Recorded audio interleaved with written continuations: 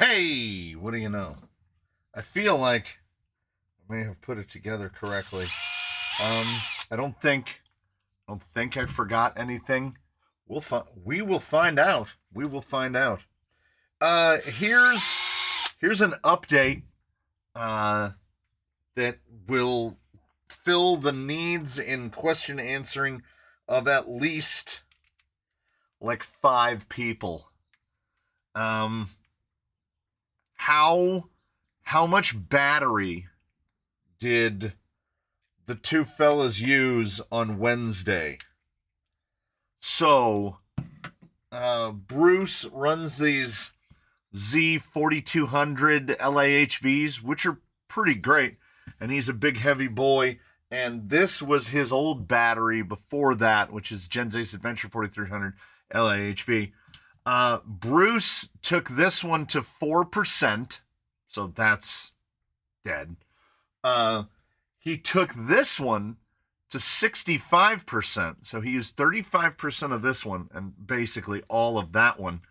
And this is at 48%. So Nigel used. So here's the takeaway.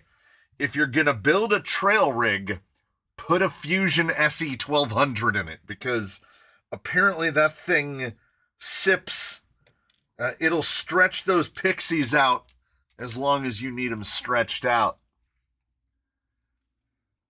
I mean, so conceivably, because we have to assume that the draw is not linear, you could get at least 7 miles out of old Nigel.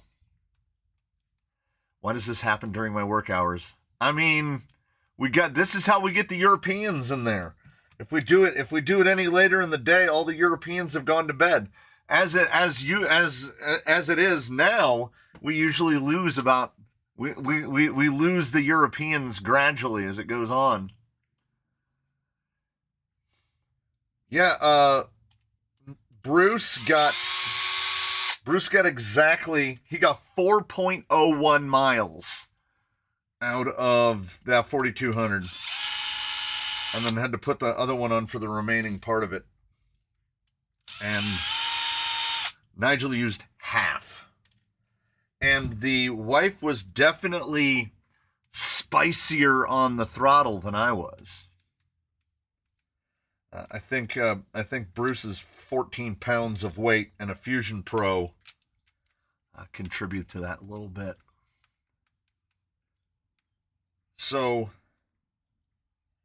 I did coursework 2 days out of the week. I put in about 6 hours on Tuesday and about 4.5 hours on Thursday. 7 bags of mortar this week and an entire pile of concrete debris. Just wanted to make sure that you got that PayPal. Yes, you did. I did. You did and I did. Yeah, Nigel was just veering everywhere, like real bad. And I never even looked to see if nothing's loose. It looks straight. He doesn't have toe in or toe out. I mean, it's the factory linkage. He was just pulling real good. Oh, I mean, well, let me do this. He did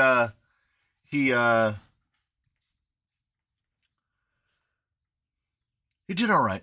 You know, it seems like we have to get some sort of technical issue every time we go out there. There's going to be one thing or another. I can't remember a single time that something didn't happen.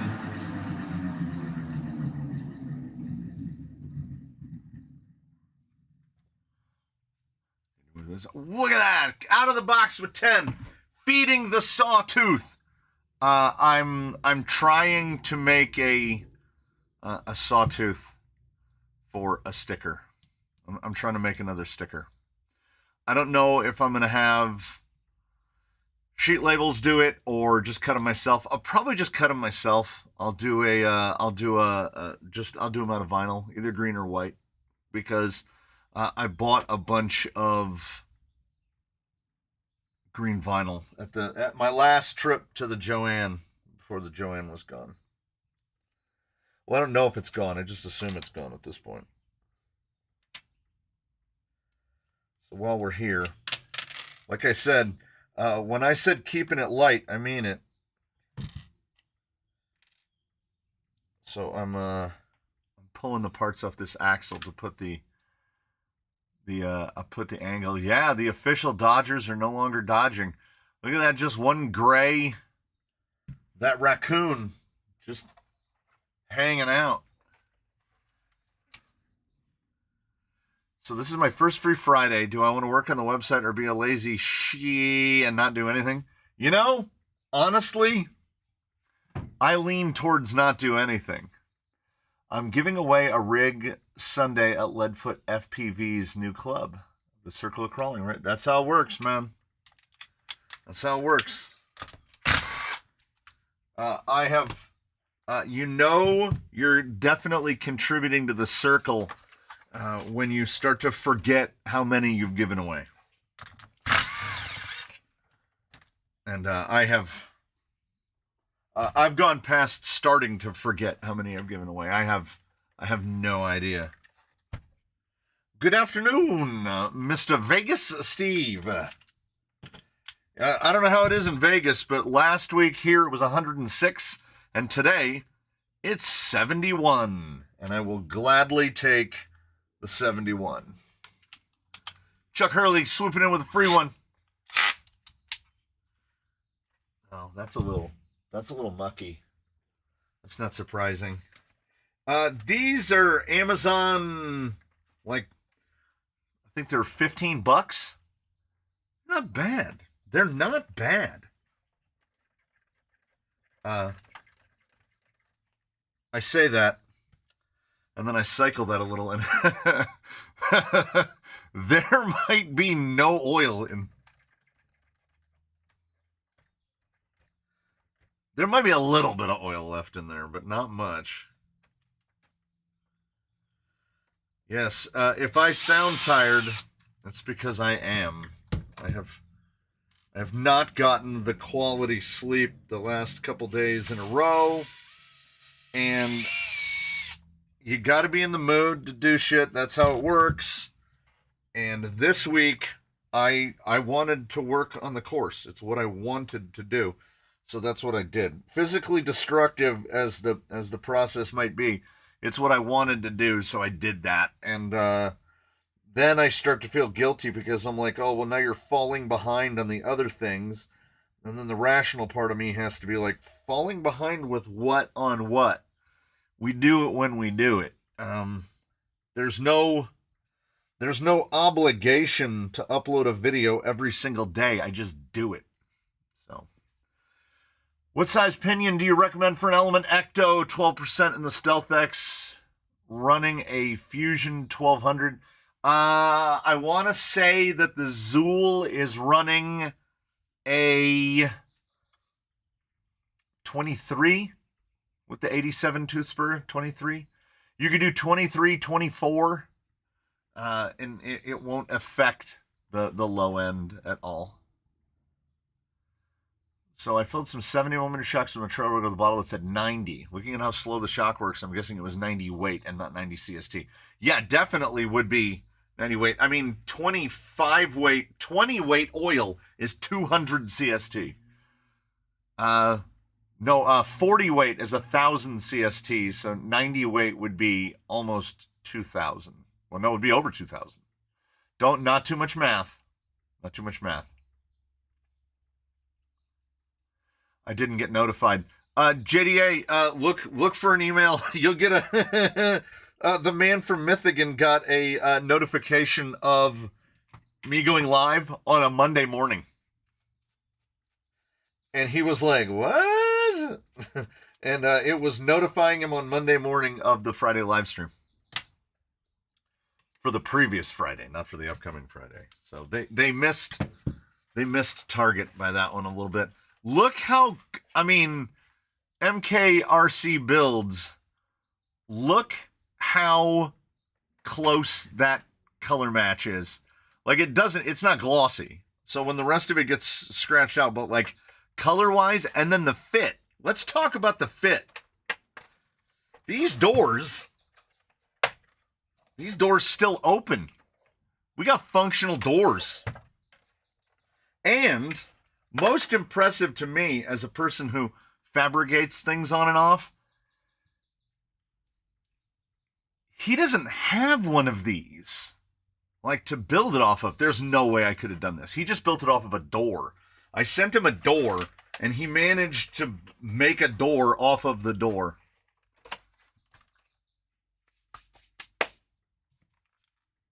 So I'm blown away. And then people won't stop talking about the crate. Look how good the crate is. See, this is the stuff that when it comes to 3D, I wish I could do that stuff, but I can't. And I kind of don't want to invest the time in doing it. I was just talking to Zoku about my on and off adversarial relationship with 3D printing.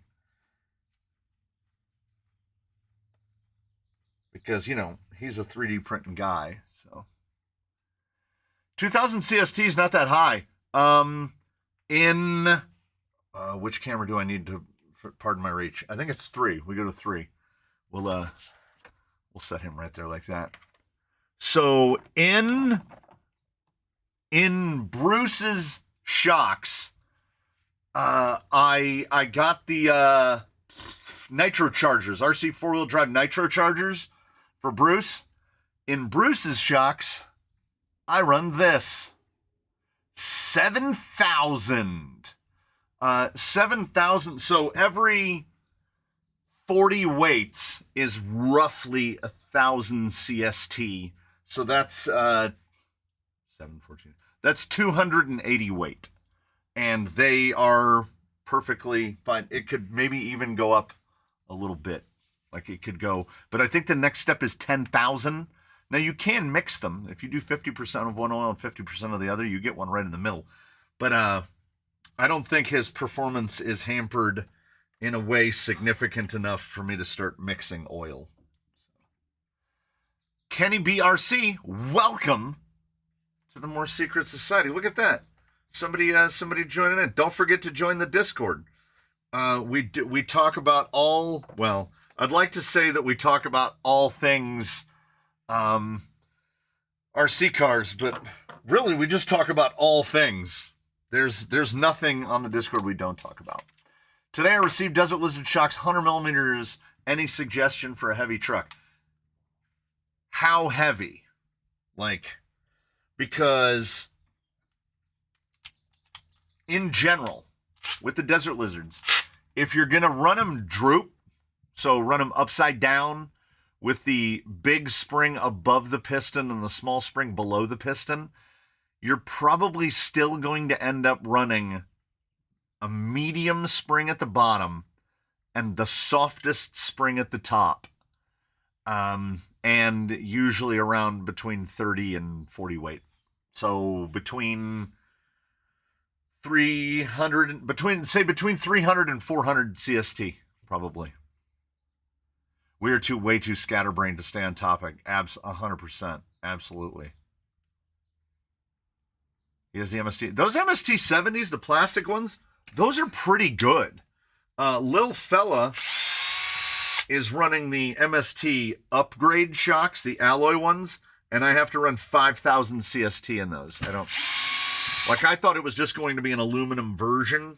That's the wrong. No. Yeah, that'll work. That's fine. But no, it's like a completely different shock. Taught myself to 3D model some 30 plus years ago. I got a feeling that things might have changed a little. Traxxas 40 weight is 500 CST. I'm reach. Pardon my reach again. I beg to differ. I don't know what Traxxas. Yeah, you're right. Traxxas says that. Oh, am I wrong? 70, 25. Where's my bottle of 40? I might have it wrong. I think he's right. That 40 weight is 500 CST and 80 weight is 1,000. I think, is that right? I think that's right. I can't find a bottle of 40. I got a bottle of 35 and it's 425. So yeah, I think 40 weight is 500 CST. I said that there wasn't supposed to be math. And 80 weight is 1,000. So every 40 is 500. So 7,000 CST. I'm doing it again. I'm not going to think about it. Yeah, after the plastic ones, they're fine.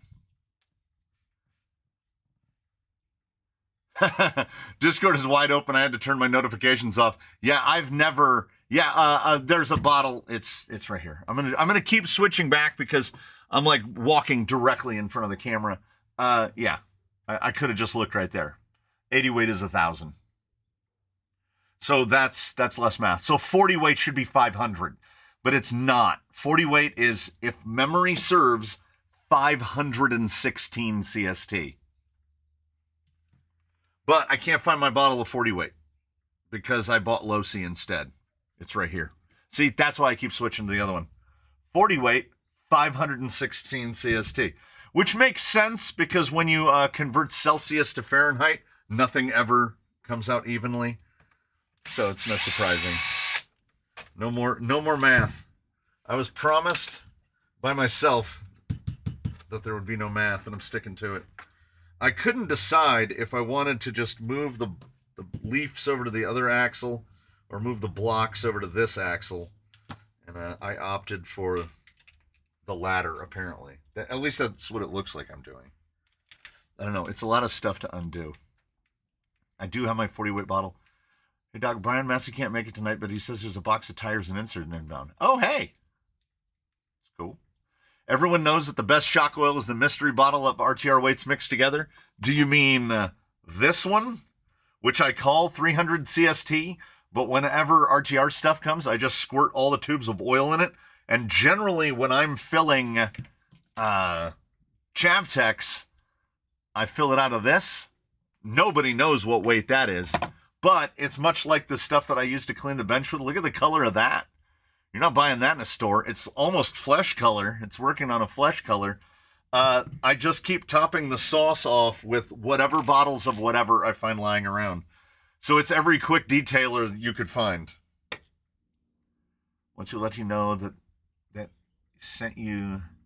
No way. I'm not talking down on the on the rhinos. People are like, there's too much void. Is there though? Is there too much void? Let's look at some others that are like primarily void. Would you say that's 50-50 or more void than lug? I would say that's more void than lug. That's probably 40% lug, 60% void. Now, these did borderline catastrophically, but I would say maybe 50% lug, 50% tire. And then we have the tire. It's generally when a lug gets too tight that we have to cut lugs out. The only tires that seem to ignore that are tires like Bounty Hunters. And some of those BFGs, what are they, KM3s, KO3s? They've got some really tight lugs. And the really tight lug is really just behaving more like a slick with cuts in it. I'm kind of blind with cataracts and dyslexic to boot, so sorry guys if my Discord edits ping off crap, loads of notifications. I am thankful that I was not burdened with dyslexia. I want droop set up, but I think it will sit too low. I'm running an Endura hard body. No, I mean, you can set your ride height, and also you have the option, you can run a medium spring under the piston and a medium spring above the piston, run like half droop, because realistically, the small spring below and the big spring above is like 3/4 droop. And then some people will run no spring under it. You could run half and half. Yeah. And if you wanted to sit lower, you can run, here's the only problem with Desert Lizards. Getting them full is annoying.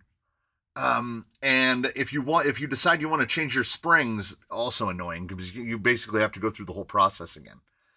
But they do give you a lot of tuning options because you have not just different rates of springs, but different lengths of springs that you can run above and below the pistons. So, tinker. That's what we do. It's all about the tinker. What have you missed? Tony Gregg, nothing.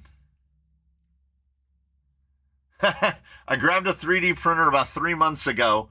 I used it to make brackets for my RC cars twice. Haven't used it much since. Yeah, it sits over there, and sometimes I feel bad about not having used it. And then I remember I could just make it. I wish and I say this and I mean this genuinely. I wish that I could make myself use it because it is a tool and I could make cool things, but I would not trade out the ability to have people offer to print the things for me. That's just truth in laziness. And I call it laziness, but it's something more akin to where I want to direct my energies, because my experiences with 3D printing have been mixed. And there's just other things I would rather work on. There are so many builds in this building that have not yet begun. I want a 3D print. Guy 307, I'll tell you what everybody told me. Buy a Bambu. Just buy a Bambu. Zoku runs 2 of them, and he is so confident in the machines that he starts the 3D printers and he goes to bed. And they just make me nervous. It's not like my experience has been completely terrible the whole time. I mean, I did manage to print out the bomb head successfully. It just... There was no joy of it. There was no joy of it. It was a tool for the job, but... I don't know. I'm finding the issue with getting these leaf mounts back on, which is this is like trying to... I guess the closest way I could try to just explain this is it's like trying to juggle a sandwich together.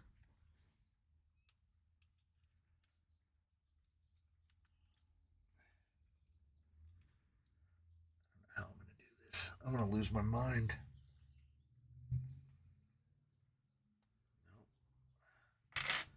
I took the other one entirely apart and I should have left it together because now I feel like I'm doing it wrong. Appropriating energy, yeah.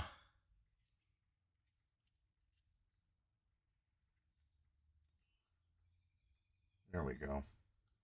Yeah, there we go. I was indeed putting it together backwards. I should have just swapped the axles over. You live and you learn.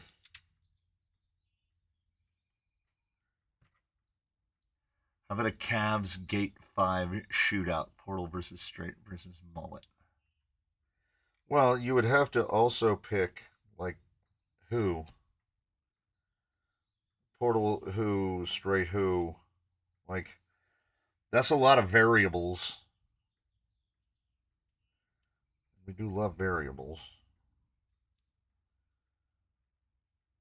I got a message on Instagram, and somebody said, the message basically said, "This is the matchup I want to see,"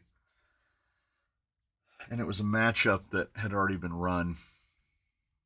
And what was the product you used for Oppa Days?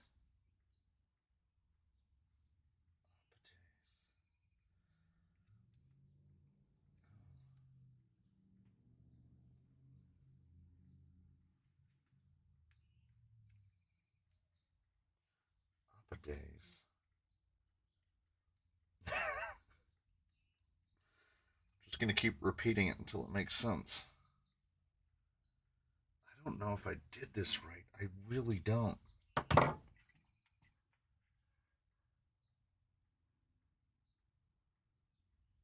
Spa days.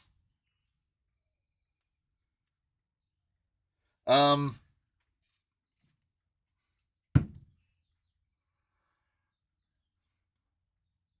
find it a bit of a time sink. I do find it handy for body ounce and other scale bits. Got a nice award at work for making some tooling that made a job much simpler. That did help me learn. Huh. Old Blue the Marlin versus Bruce. But doing what? Like, just driving? I don't know why the Marlin didn't spark the joy in me that I would have thought that it... Oh, God. Thought I had it. I thought I had it and I didn't have it. Am I assembling this correctly? I don't think I am. This is... Man, I hope I never have to do this again. I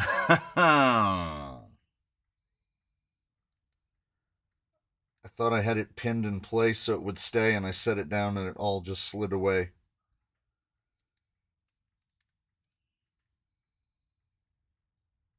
This is craziness. This is really building a puzzle here. A couple of years ago, you told me that you run lighter oil in Desert Lizards. However, I have moved to thicker oils. My TRX Force setup seems to like it better. No, there's no hard and fast rule. I will set vehicles up with whatever components and whatever fluids and whatever else works in that situation. There's no hard and fast rule. Old Blue versus Bruce on Mr. Tumbledore. Why would you want to break 2 rigs in one day? Neither of them would make it halfway up.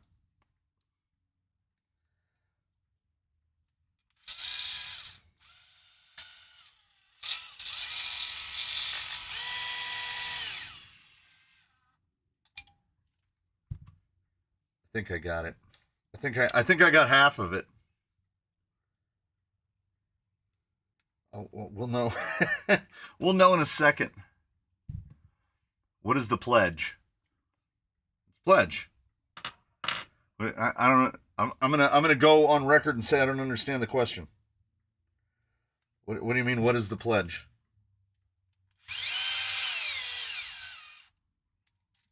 The way a spa day works here is I have to have something filthy in a box. Shocks are easy if I have any that I've removed. But you know what? I guess I don't. None of these shocks are really very dirty. Oh, okay. Well, he's not really very dirty either, but he'll do. He'll do. Stiff bristle brush. This is Pledge Orange because I like the smell more than the lemon one. Usually just working across the top of microfiber. We go, psst, give it a little blitz. I like this brush. This is an Otis. I think it came from a gun cleaning kit. You scrub it down, and then if you have air is great. Otherwise, you just wipe it off like this, and that's all I do. And now he's very nice and shiny clean. Look at that. Nice and shiny clean. And it will get dirty more slowly. Advantage. Which would you rather have? Something like Tusks and Leaf Springs or a very mediocre tire and Lynx? Well, tires make the biggest single difference of any component. So it's going to be the Sophie's Choice. It's going to have to be tires. Now, if you gave me a list of tires that I'm allowed to use, we're going to get back on Lynx. Unless you said, would you rather have... You could have phrased that in such a way as to, like, make the choice much more difficult, which is, like, you can have Leafs and whatever tire you want, or you can have Lynx, but you have to run Vanquish Red. And then we'd all of a sudden we'd have a big Leaf fleet here. Do you need guidance from the guy that made the Leaf Spring Runs? I think I figured it out. It was getting all of the pieces lined up because, there's no more pins. It doesn't have this part to hold the leaves in place. I guess I could have just screwed it together and put it down. We'll try that on the other side. But when I was disassembling the other one, I found that you can't have all 3 screws in, because if you do, you can't get the nut tightened all the way down. And I learned last time the LC70 is going to be a trail rig too. Most likely, yeah. Here's the deal with Vanquish Red. It's the only real compound that we've experienced that, for whatever reason, works better on wet ground than it does on dry. But Vanquish has still never shown to us that they have any ability to I was going to say consistently, to make a carcass that works well with the compound. They make their tires paper thin, and their compound is super soft and sticky. Center screw. So if you take a tire like these, right, in which J Concepts got it as close to perfect as one could estimate. We'll ignore the fact that they are, and also, remember when we were talking about void versus lug? I would say a megalithic is 70-30, 70% void, 30% lug. And we can't count all the little hieroglyphic stuff down deep in the tread. That's not really doing anything. We're working on these little shoulders. But they got a carcass thickness and an orientation of lug that works so well with the insert and the compound that you get what we got. And J Concepts knows, they know it. So they're selling them directly on their website for $37 a pair, which is, on the one hand, borderline criminal activity. But it's like there's a mosquito. It's like a corporate expression of, I know what I got, is what it is. Just tight on the nuts, don't over torque them. Yes. Snug them down. Okay, I'm going to see if I can do better on this side. It's killing me that I don't have a 5mm. I don't think they make one. I don't have a 5mm bit for the driver. So I got to do it by hand. Don't forget $37 a pair plus $1 billion in shipping. That's how they also get you. Don't go to J Concepts and order one thing, because it will come up like, if you want to order an anvil from them, shipping will be like $16 for one body. But then if you fill your whole cart, you put a $200 order together, shipping is still $16. So that's how I self-justify. And you'll also notice J Concepts doesn't offer, at least not that I've noticed, they don't offer free shipping no matter how much you spend. You could you could drop all the money and they'd be like, thank you. Here's how much shipping costs. Ordered the Zill as a trail rig just for the Leafs, came back in stock for the FJ. What would you recommend to replace the 3.8-inch tires? I know I would just say 393 Tusks. I had the auto paint store do a color match on the paint. That task was expensive. Like that, and you didn't need to do that. I thank you for doing that, but you did not need to do that. I will end up using up that whole can in color matching stuff to his body. And I wasn't crazy about the yellow body, but now that I can color match stuff to it, I feel genuinely more positive about it. My megalithics came in today. Recommend inserts or no? It won't be getting wet, Buggy Fry. Honestly, definitely 100% run it on the included foam and see how it does. Like, for reals. Where's the... Oh, I didn't... I took this shot. Okay, so... Goes that way, goes that way. Now that I have one side done, maybe I'll manage the second side reasonably well. Yeah, this is... I think I'm figuring it out. It took time. It will take time. We'll get there.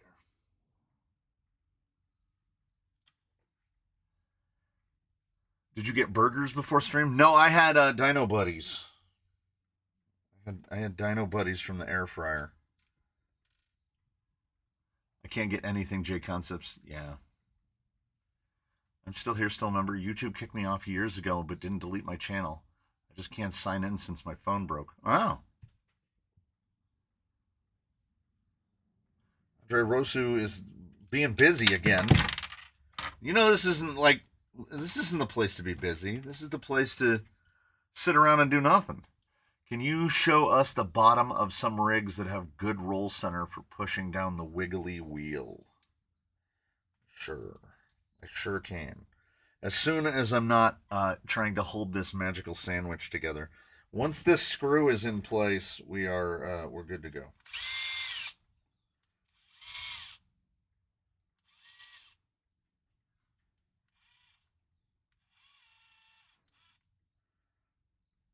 I think I got it.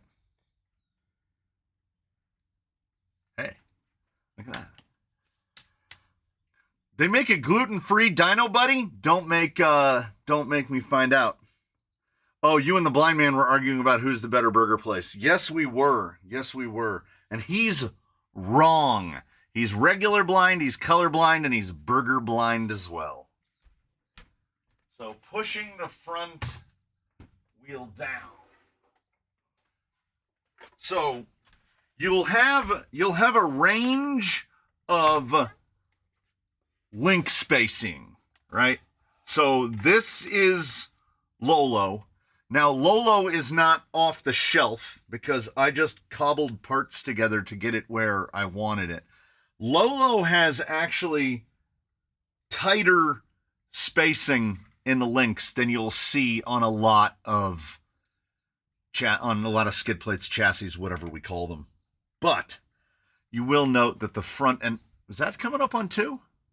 You will note that the front and rear have the same exact spacing.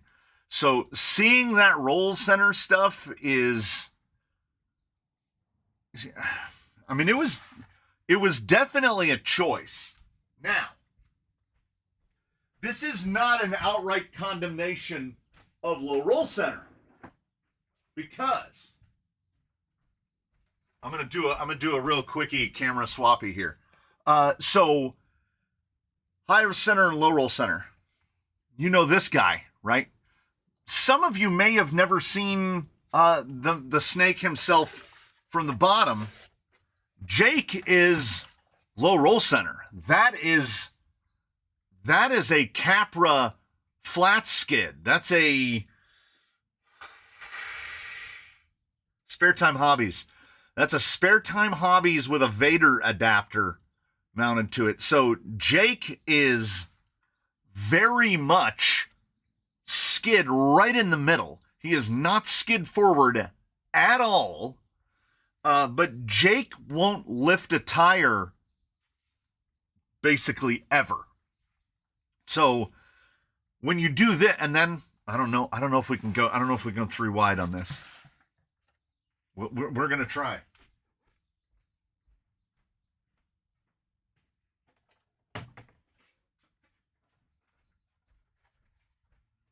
So then you have this. I don't know if we can, let's see if we can get him in there. Okay. Then you have this. And what you have is you have real disparate behaviors, because we've got low roll center in the front, and like that's a pretty big spread in the back. Ooh, I'm trying to think.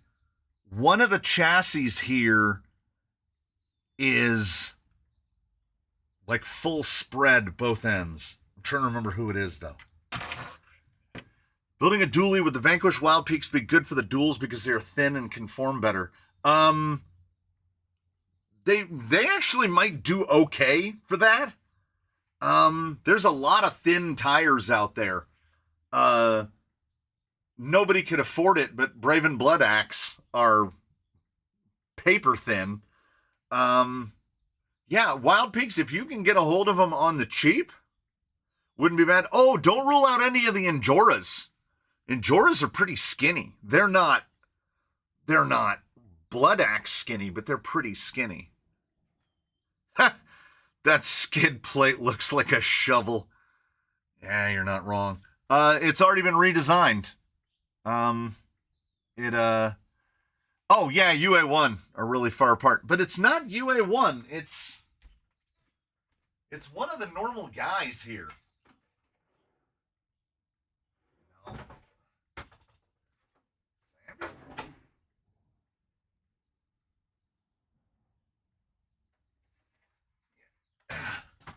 Okay, we're just going to stack them up.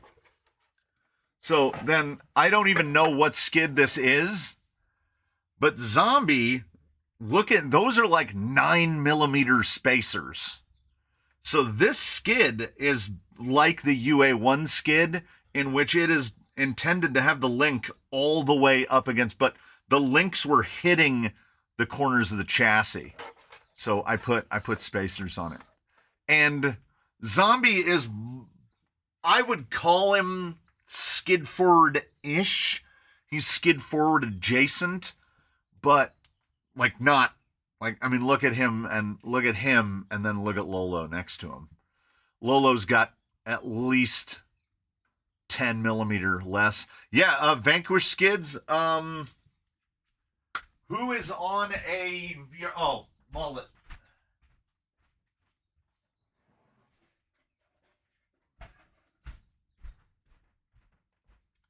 All right, so this is as high as we can go on the stack.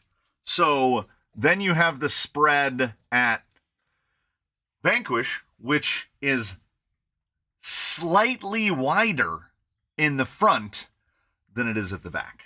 So we would have a slightly lower roll center in the rear and a slightly higher one in the front. It definitely works. Mullet put down the lowest score at, well, I gotta wait till you see this on camera one. Mullet put down the lowest score at front 9 during the finals. Zombie was continually surprising in the class 1s. How does having those links mounted up against each other perform differently than those mounted further apart? So the spacing between the links, basically this is one of the main things that sets your roll center, which determines the way the vehicle pivots around the center of gravity, right? Because the center of gravity is a point, it's an imaginary point somewhere in here, right? It's going to be off to one side, or it's going to be in the middle, and it's going to be like here. And the vehicle is going to naturally want to pivot around that point, right? So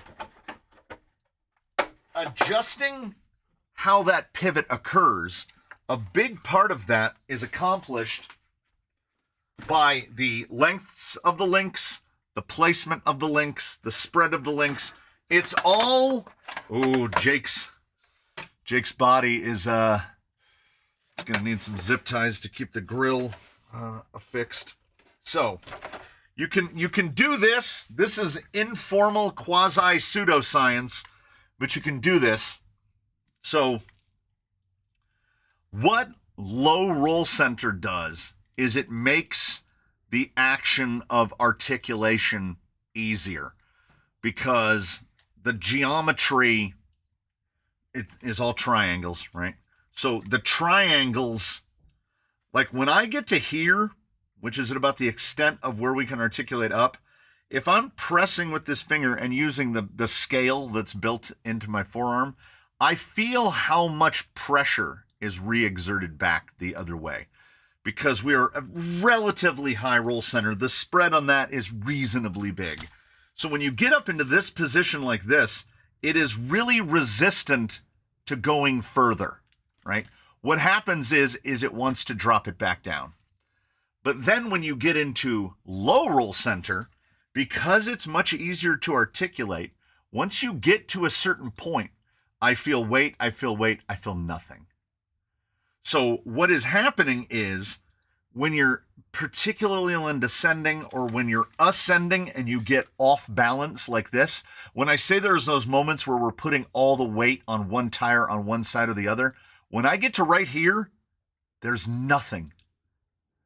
The way it's throwing the cross weight is such that, like, no force at all. It's pivoting around that point. And it does that because you do not typically see big changes in roll center like that. When we get Jake up here like this, because it's low roll center at both ends. Look where he is. Look at the, like what are we doing? You know?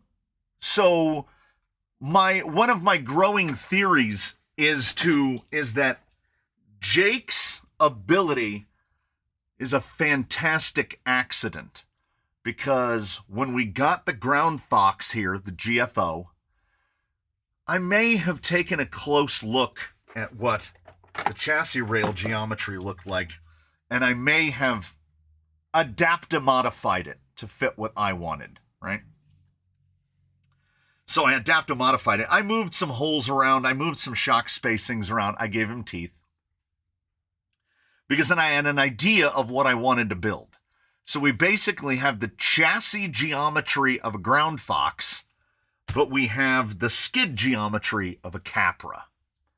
So Jake does all of these things on straight axles and a brushed motor and non-exotic parts, because the two geometries just incidentally happened to cooperate with one another. So that's where we ended up. Jake is a Spare Time Hobbies flat skid for Capra, and his rails are close approximations to the original Artful Dodgers Ground Fox for Element, because we have an Artful Dodgers Ground Fox for Element. But a good bit of it is changed, because it's not a Ground Fox. He's definitely Ground Fox adjacent, but Jake is one of the vehicles that makes me the happiest, because he's the only one. You could make one, or you could you couldn't. You could approximate one, but his rails are one of one, and I have no intention of making another one. My brain is having an issue absorbing. Like I say, what you do is you get your vehicle and say, this is what low roll center, like I said, ease of articulation. But then when we get to the limit of that articulation, which is the shock fully collapsed, the amount of force required because of good old triangulation, he gets real heavy right there. I'm actually curious. How much weight? This should work. This is going to be pseudoscientific. I'm going to use pounds because it'll make more sense in my brain. So, tear that. Okay, we're going to get to right here. We're going to go like this. Oh no, it doesn't work. It needs something supported. Dang. I was hoping I could push up on it and find out how much force we have to apply to get that tire off the ground. And I'll tell you this, it's a lot. He does not want to lift it. Yeah, so Jake is not an arm waggler, even though low roll center will tend to waggle the arm a little more. Which is why when you see things like why the VRD is as successful as it is is we have very little. We have a little bit of lower link triangulation, and we have almost nothing at the top. They are almost perfectly straight. I would say total about 8 millimeters of pinch. There's about 8 millimeters of pinch on the uppers. So it behaves very differently. You can actually watch the chassis dive into the other wheel at the front. It feels very different than Jake does in a similar situation. But because they went with a more conventional roll center, when you get that high, when you're climbing and you get off camber and you get light back here, you apply some force back here, it doesn't immediately make the front end just go whee and just float away. Oh, fish scale would work. Can you show another quick close-up of the mullet reverser? It is every bit as simple as you could ever hope. So I built a truss that's made out of phenolic resin. It's what I had on hand. You could use anything. One of those center bearing carriers would work. And then that is a pinion meshing with another pinion. Because if you want to build an all Vanquish mullet, that's a fairly easy way to do it. This is a little piece cut off of table saw. Table saw fences come with a big phenolic bar on it. And when you cut it down, when they come, it's just this huge bar of phenolic. And you have to cut it down. So I have all these big chunks of cut off phenolic. So I made it out of this. And I said to myself, this is probably not the permanent one. And it just keeps going. It won't die. So the mullet is on the little bit of a table saw. Is the Capra skid width typical with SCX and TRX? It's fairly close. It's not unusually wide. Now, this isn't speaking to the normal Capra skid. This is the Spare Time Hobbies one. It is 74 millimeters wide, which is fairly common. Vanquish is 78. So that's a good bit wider. The one that's under Zombie is 72. You'll see 72 a lot. TRX4, because they went full LCG with their gearbox, the TRX4 skid is really wide. Yes, Sfax, you are correct. I could have adjusted underdrive with the pinions, and I never even thought of it. So it's I think it's an 18 or a 19. They're both hardened. It's that looks like 18. 17. It's a 17 driving a 17. And the only modification I did to that pinion was I got a carbide bit and I drilled a hole through it. So instead of using a set screw, I could use a screw pin because I didn't want it to move. And even if they're hardened, if you buy yourself carbide, it'll straight through it. Send me that cross member and I'll make one from aluminum on the CNC for you. Oh! Yeah. Now we're talking. Nope. Nope. It doesn't go there. He takes the boat.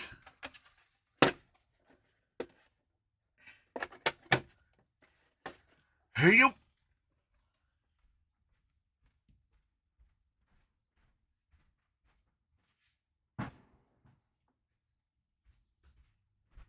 There's no, I can't even pick anything up and set anything down. The whole bench is full. Good old Jacob.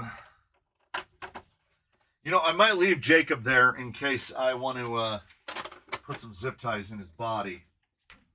His body's best days are definitely behind it. For, if anyone isn't aware, Jake's body is Lil Yella's original body from when I bought my first Ecto. So that's how long that body's been here. We keep pampering Mr. Scene. He's never going to learn to work his 3D printer. Yes, that's the dream. Do whatever you can to make me not have to learn how to use the 3D printer. It brings me no joy.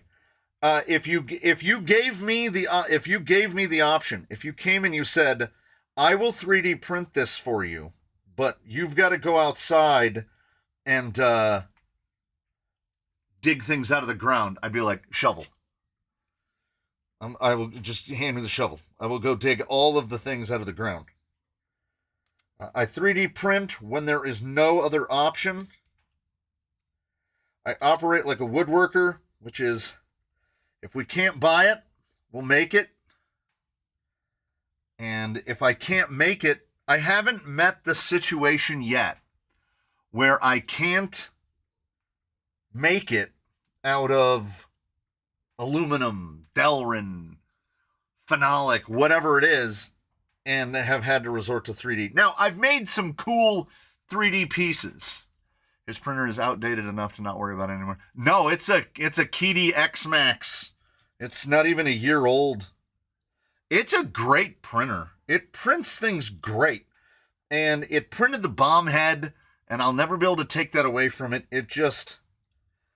It's not like I tried to explain this before. When I was having a printer meltdown on a live stream at some point in the past, people were like, you need to buy this one, not that one, this one, not that one. And what I was trying to establish to people is it's not the 3D printer.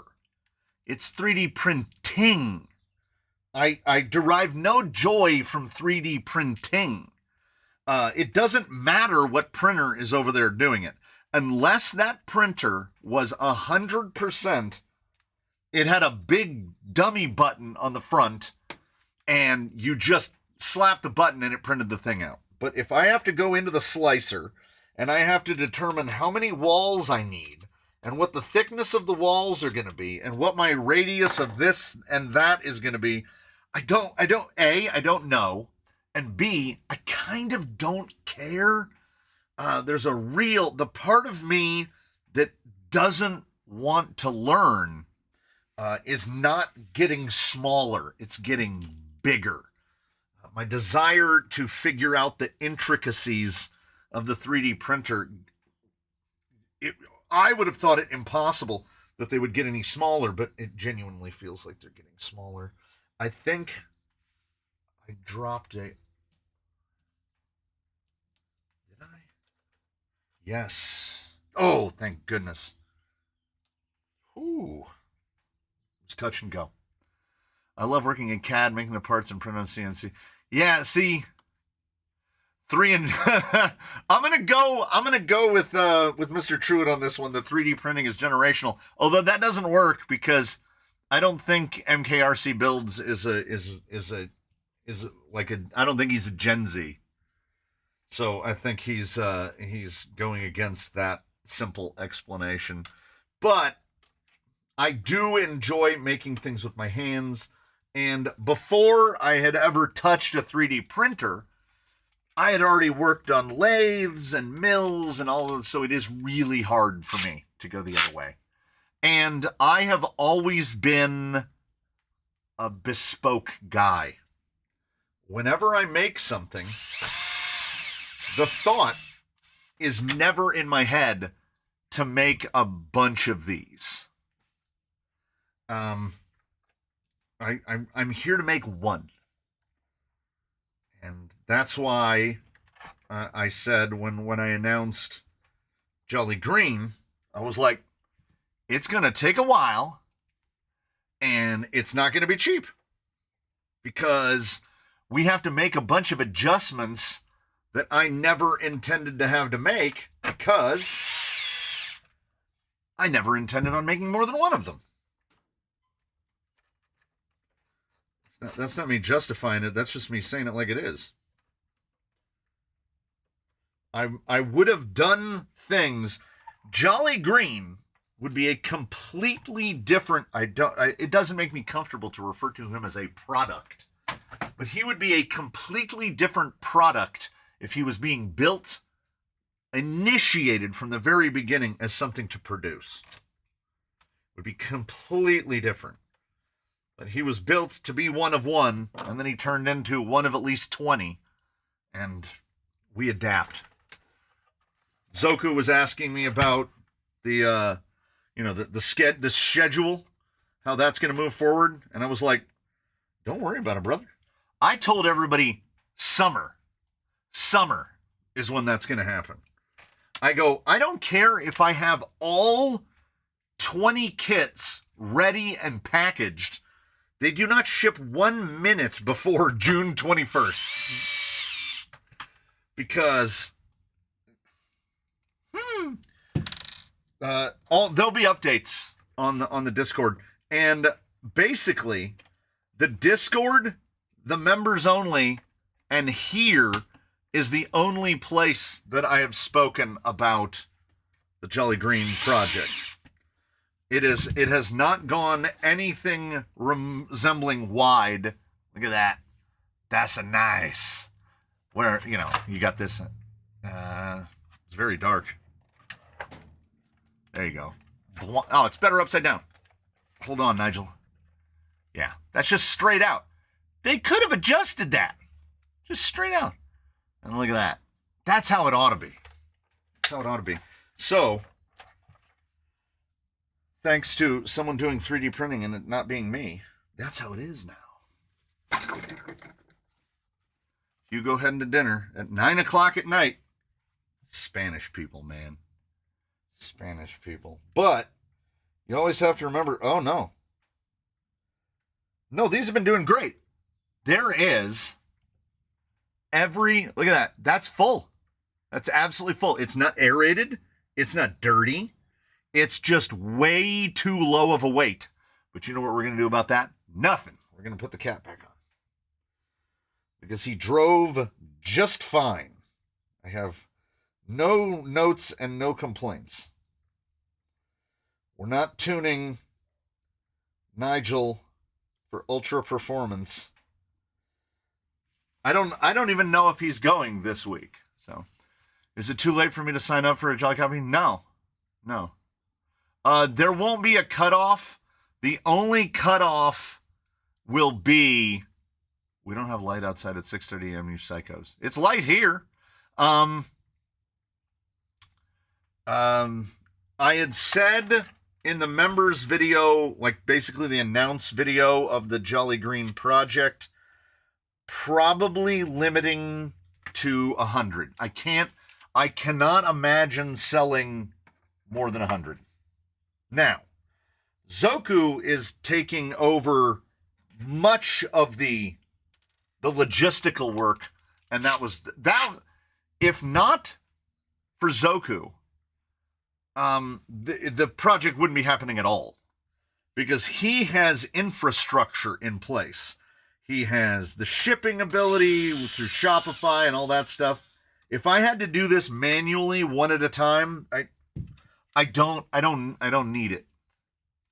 The crate is actually wood filament. You can stain it. What the hell? That's not a thing. It's not even a thing. The wood filament looks perfect. I don't think I would stain it. It's got that perfect generic wood. Looks like wood. Okay, sure. Oh, that's okay. Oh, and the same with the canoe. I saw somewhere that Spain has a really wonky time zone thanks to a decision made for reasons. Huh. Oh, the canoe as well. Yeah, the canoe is right here. Canoe! The only issue with the rack is I think the rack is a little tall. But he said it's 100% infill, so I could cut it down. Looks like wood because it is wood. Well, remember, you're talking to a woodworker who is surrounded by a lot of wood. And I don't want to sound too much like that guy, but dang man, wood don't come out of no dang old 3D printer. Wood comes out of trees, man. That's where wood is from. You get it from trees, man.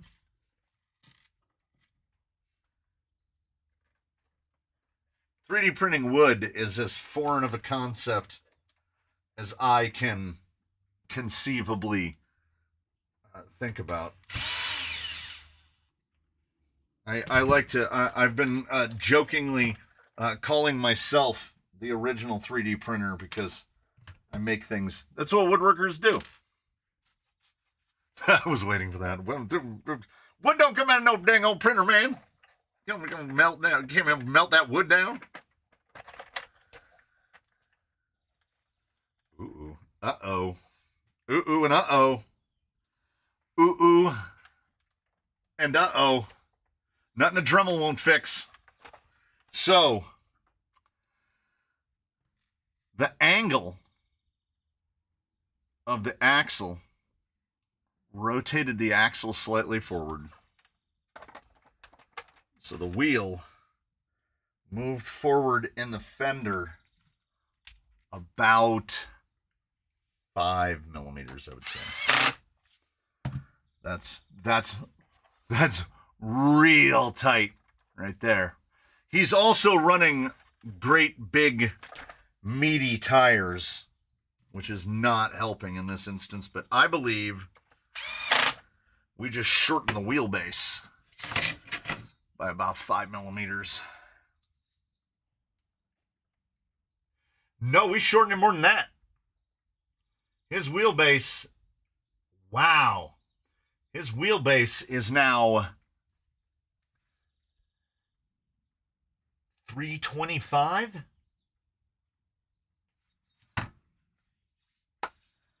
That shortened his wheelbase. No, that'd be 5. If it took up half. Wait, can you just scooch the rear leaf mount rearward a bit?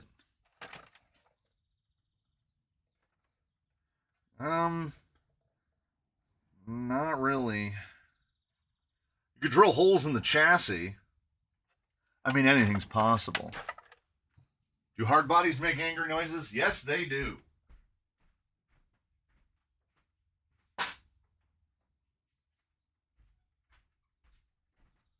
Bruce, with all of his batteries out, is much lighter. Maybe I want to see if I'm remembering his wheelbase correctly. Yes. Bruce's wheelbase is 332. Not surprising, because I have changed the axles and all of the other stuff. And Bruce's tire is pretty much in the middle, front and rear. Yeah, it really rolled that axle forward. Because the front's still lining up. Wow, you want to talk about difference in suspension action.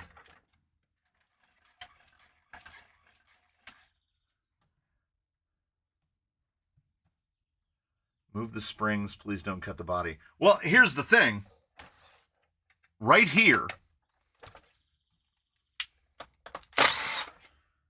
the only thing that is in the fender is it's just thin right there. Like, I've got 8-9 millimeters.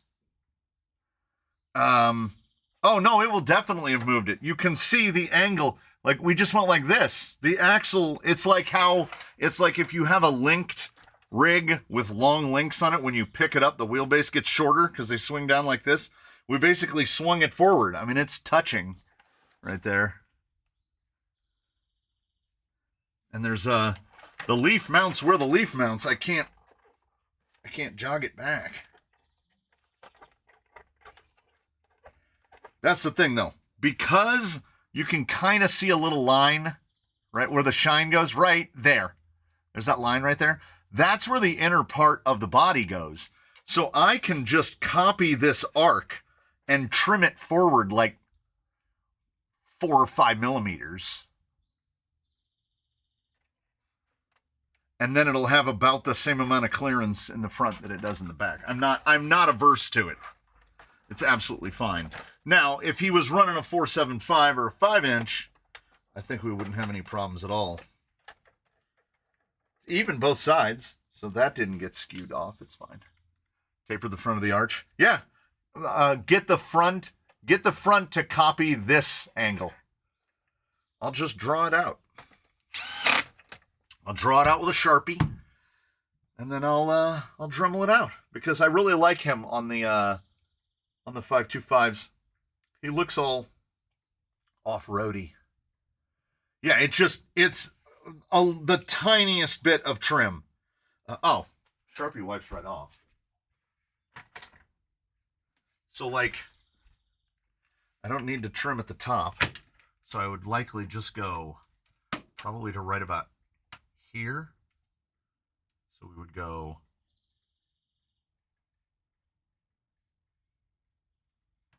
that's how much we're taking off.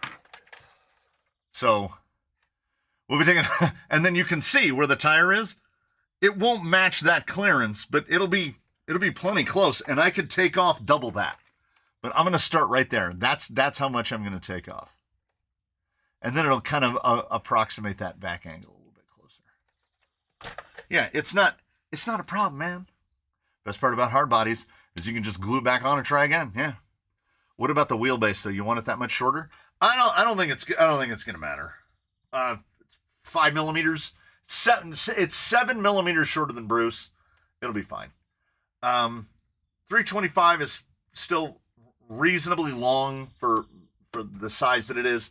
And he has his weight is so much lower because he's got, I'm telling you, man, I drove them both for Wheelin' Wednesday.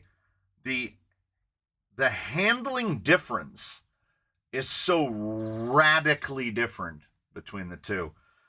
Bruce is so firmly in my wheelhouse of making things that are not explicitly easy to drive, and you got to be a little bit careful about it. She got one good roll on Nigel, but he was all right. Oh, the roll cage, right.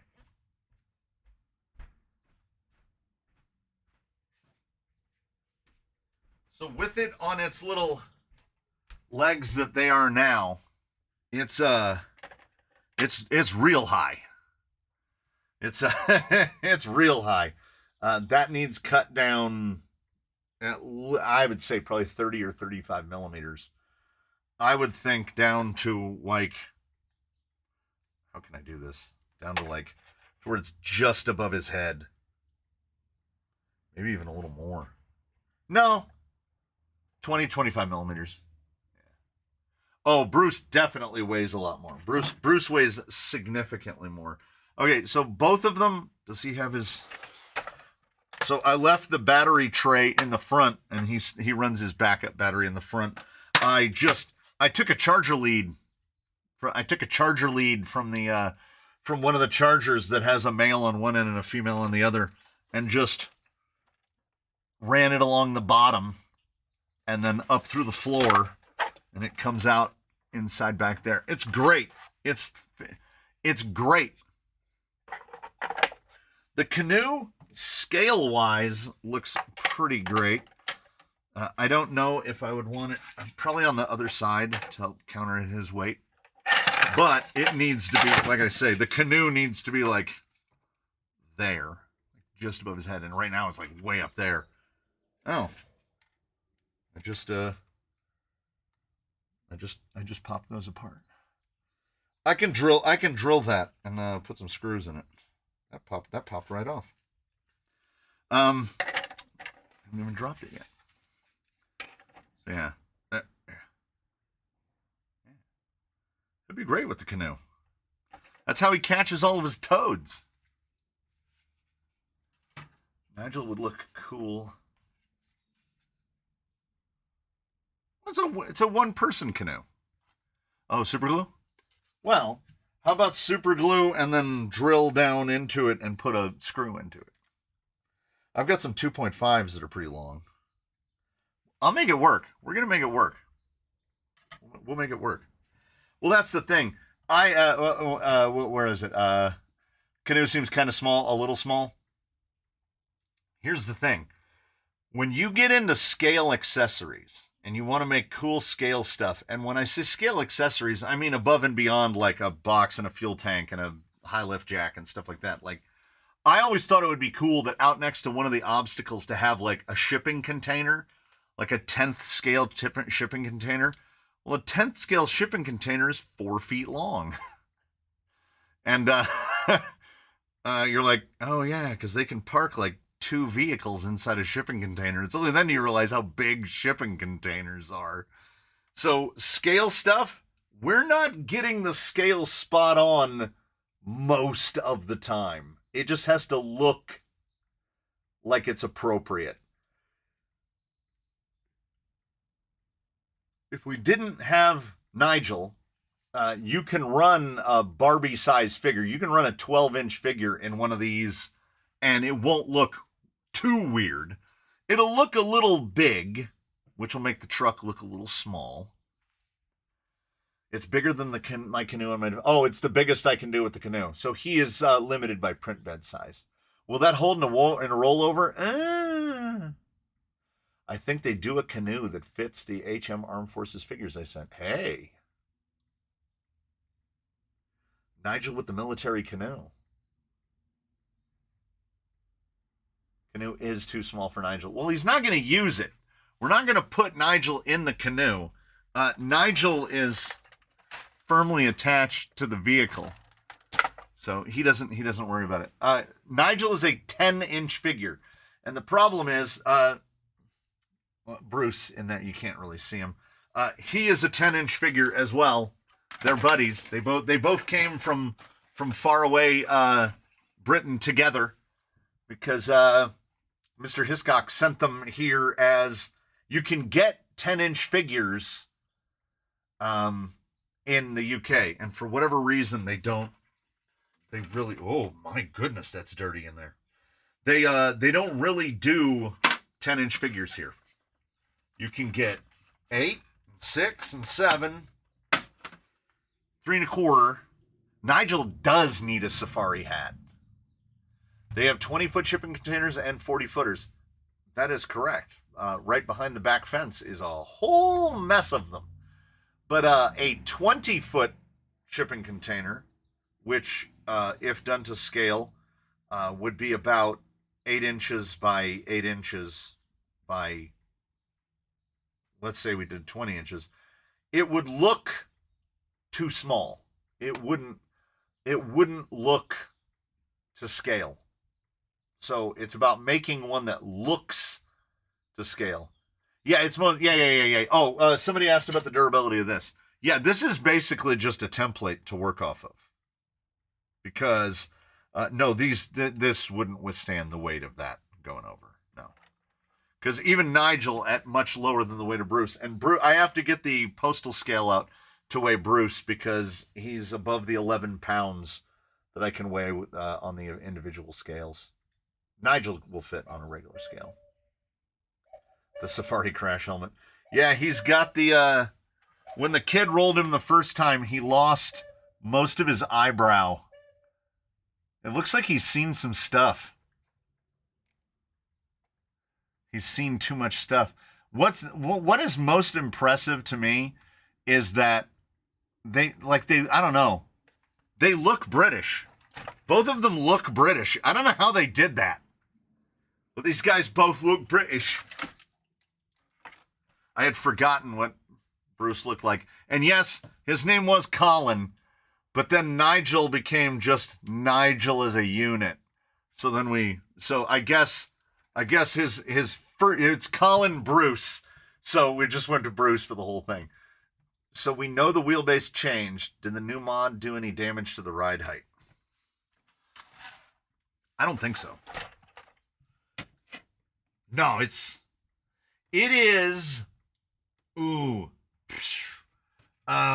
E.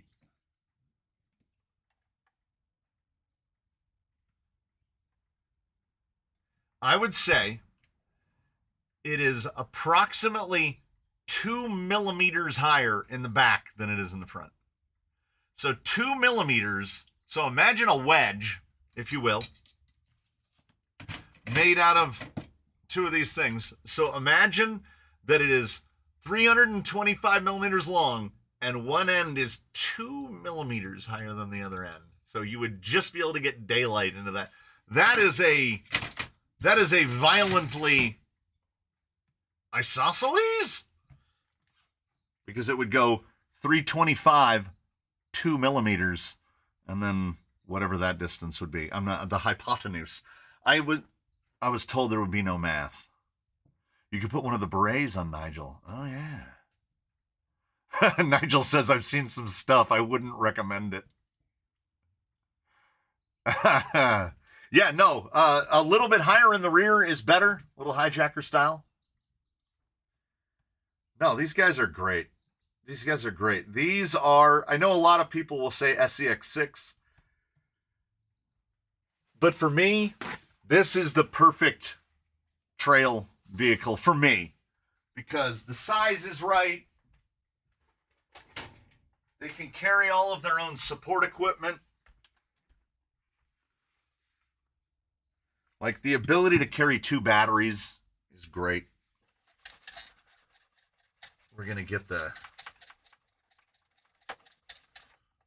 gum from the little holders. Oh, that came right off. I thought that was going to fight me more. And soon, Nigel will be just as scratched up as Bruce is. Oh, yeah. No, everything came out great. The wheelbase shortening by 5 millimeters does not bother me at all. That is a sacrifice. Like, I've got to do the other work to get that cleaned up, but I would much rather have that angle. And so this is how, camera 3, we're back in camera 3. This is how we're going to, I went cheap. It's probably going to come back and bite me, but I couldn't pass up the price. We went with the dual lavs. We're going full wireless mics for the next session. We're going to see how it works. I literally could not pass up the price. Basically, if I end up having to buy another Hollyland to pair with the Hollyland that I have now, I won't mind, because it was one of those inexplicable Amazon coupons where I was looking through the pairs of lav mics, and those came up, and it was like, would you like to apply this $40 off coupon? And I was like, what? And it was all, there's also a promotional offer on this, and I was like, what? So it was like $60 off to buy those. So look at the money I saved by buying those. Here's hoping.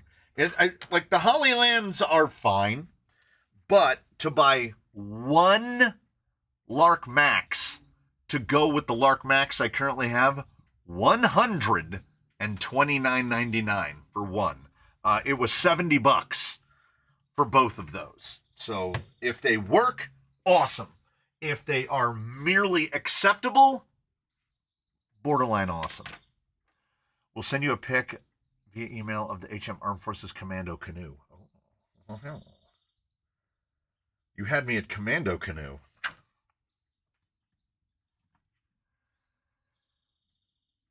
Has Wheelin' Wednesday viewership increased since starting to go trailing with the wife? Not even a little. Got a link for the mics. Yes, I do.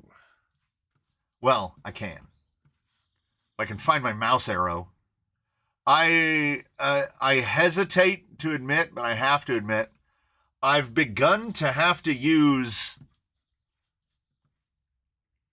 the on a Mac. If you shake the mouse arrow, it gets bigger, and I have to shake the mouse arrow because I lose it on the screen all the time. Mostly because there's a monitor right up here, and it's my live view. It's what it's where I see all my diagnostics and everything. It's my primary OBS window, and that monitor is set to 4K because I tried changing the resolutions, and it didn't look nice. So I switched it back into 4K, so some of the font is really small. There's the link. Can you generate this? Thank you. And that was what I woke up to this morning. I woke up this morning to the the Stream Deck going in crazy and having me sign in again. So amazingly, I signed into the correct thing again this time so I can see my diagnostics. But it had opened probably like 2,000 tabs and ground the computer to a halt. So I either have to figure out how to Command W and close all the tabs without crashing the computer, or just not run that browser because it will stop the whole computer. I don't know if that's, I don't know who is to blame for that. I don't know if it's Opera that's responsible, or I think it's Elgato. I think it's the Stream Deck stuff that's responsible for it. I love the training with you, Bruce, and the wife. It's relaxing. Don't have to think at all and see some pretty cool stuff. Yeah, I like. It's one of my favorite things. And Wheel Wednesday, I don't think the fault is the content. I think that it's on Wednesday. Most of the channels that I watch don't even upload on Wednesdays. Like, I will save videos from other channels for Wednesday so that I'll have something to watch on Wednesdays. Otherwise, there's nothing. So I think it's just the fact that Wheel Wednesday takes place on Wednesday. So there's not a lot of people there to watch it. So when I say nobody watches Wheel Wednesday, I mean it, but nobody basically watches Wednesday.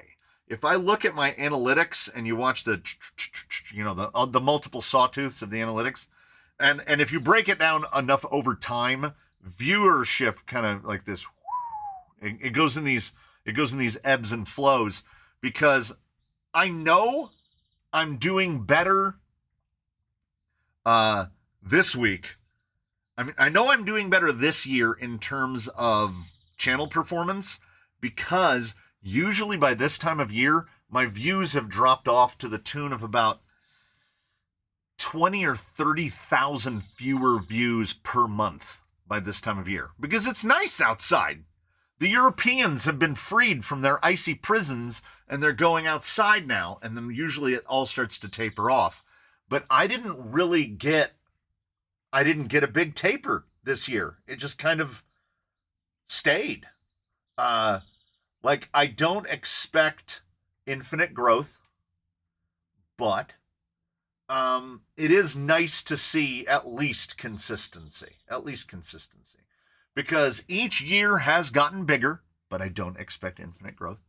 And last year, when I hit, I've never gotten 150,000 channel views in a month. So you listen to our good man, Teddy Roosevelt. You don't compare yourself to other channels, because you'll watch somebody upload something, get 150,000 views in an hour. And that's how many views I get on the channel in a month. And honestly, I'm fine with that, because with no disrespect intended to those whose names are gray, those whose names are green, you're making all of this happen. Plain and simple. Memberships are over half of total channel revenue. Over half. So when I go out ordering stuff and tires, and a new tire comes out and I order the tires and bodies and everything else, it's channel memberships and the contributions of Canyoneros, of channel participants, whether they're members or not, is what keeps the wheels turning. So I would have to, you all are responsible. You've all made the bed in which you lie, because if the revenue was smaller, I wouldn't be able to afford all of the stuff to keep producing a video every day. So, no. Yeah, that's the thing. If you don't have a membership, that's fine. Like, I am a member of one channel. One of all the channels that I watch. There's one channel that I contribute money to, and I pay for premium. But if I didn't pay for premium, that would seem insane to me, because I guess I classify as a YouTuber, So like if I had to watch ads on the platform that I generate content for, that would seem crazy to me. So one of the first things I did was started paying for premium.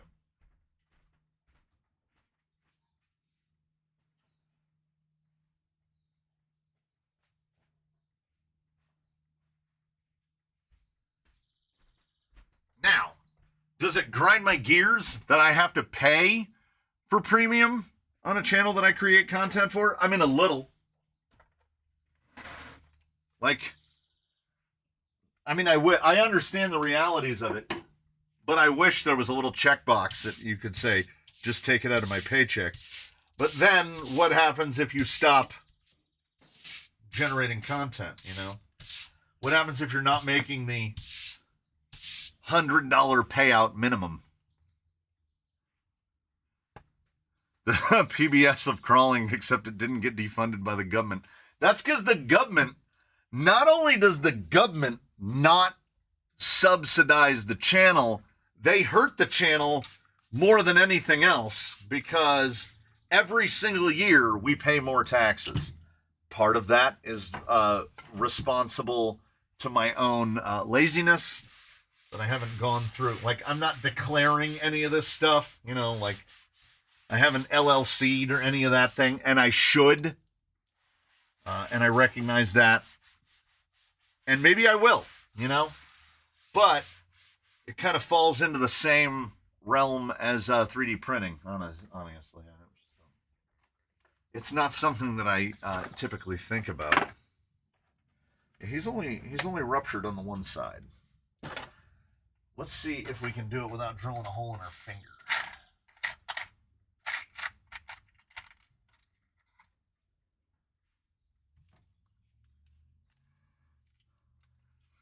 Yeah, I definitely got defunded. Yeah. But we still have all of our insurances. None of those got canceled. My auto insurance, hey, here's some fun for you. Are we complaining about things that we have no control over? My auto insurance went up 40%. 40% over last year. And I'm a hoarder since way back when. So I have all of my insurance documentation for like years. So I reached into a drawer and I pulled out my policy statement from this time last year when they opted. Whatever you do, if you don't want to get angry, don't read your insurance policy declaration, where they're like, basically, the summation of it is, congratulations, we've decided to renew you. Like, we had the opportunity to just go kick rocks, but congratulations, we've decided to renew you. You're going to pay more than you've ever paid for auto insurance, including back when you were 22 years old and didn't have enough driving experience, and we were actively reaming you, despite the fact that you've never been in an at-fault accident in your entire life, and you've been licensed for 36 years. This upcoming year, you're going to pay more auto insurance than you've ever paid in your whole life. And I go, oh boy. Don't read your insurance policy after you've added one of your kids. Oh my God.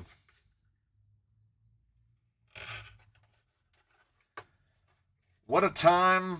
These are all first world problems. And this is firmly in the camp of first world problems.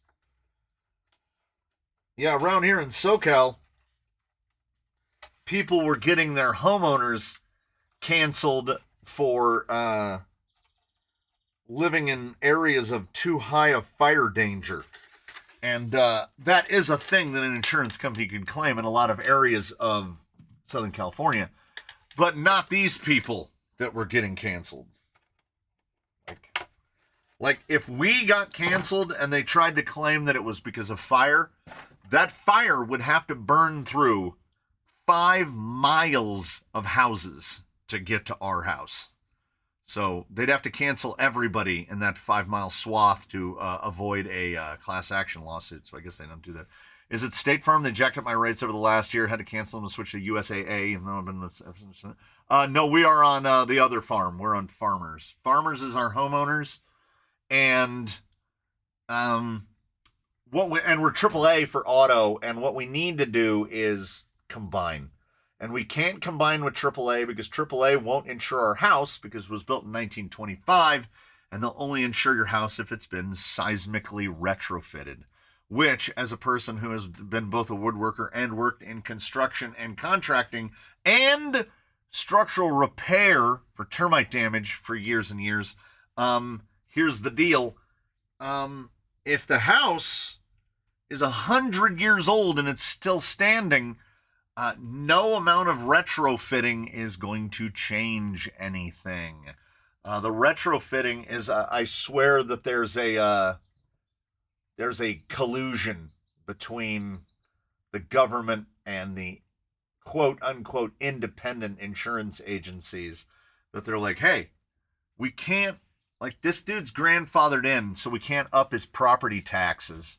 So what we need to do is make it impossible for him to do anything unless he like retrofits his house. And then when he retrofits his house, we can try to reassess it. And then we can drive his property tax up 2,000%. And every year, if you're not a libertarian now, I just went with the one. It's just got one little, like, it just blends right in. If you're not a libertarian now, you will be. Oh, I already fixed the back with tape. It already cracked all the way through right there. Oh, Jacob. Ooh, that's pretty split through right there too. That'll be fine. Just bought a house a few years ago, and getting homeowners insurance was a nightmare. Everyone is leaving California, and those remaining are jacking up the rates. Yep. Retrofitting doesn't seem to take any geologist expertise. No, they're like, we want you to put braces in the walls, so cut your walls open so you can put braces in it, and then when you have it cut open, there's no chance that we're going to try to say, oh, that's not coded and this isn't coded. And I'm like, yeah, it was built 60 years before they invented the codes. So, of course, it's not coded. When they came out and did an appraisal for a refi, one of the wisest things we did is we refinanced during COVID because, remember COVID? COVID was great. COVID was great. We're all missing out on COVID. I never thought that I would have like fond reminiscences of COVID, but we refinanced our house and cut 2.5 points on our mortgage. We pay 1.8% on our mortgage. And a buddy of mine got into a house last year and he's paying 6.5. 6.5. If and when Jake's body needs to be replaced, you can see the original Ecto Yellow coming through in some spots. If and when Jake gets a new body, look at how deep those, look at the depth of the gouges in that roof. When we finally wear through this Ecto body, he's just getting another one. I have 5 acres, 3-bed, 2-bath home, 2-car detached, 3 outbuildings. My property tax $187 a year. Yes, but you don't live in California. Whether that's, I'm not saying that as a hack on Arkansas. What I'm saying is that financial comparisons of that nature made in between wherever you are and California are probably not even with each other. Maybe London. Yeah. London would be a good one. My buddy, the guy who got Bonk, who came and picked Bonk up, and if you've been on the Discord, you've seen them on running in the background. I put up some videos of him driving around the construction site.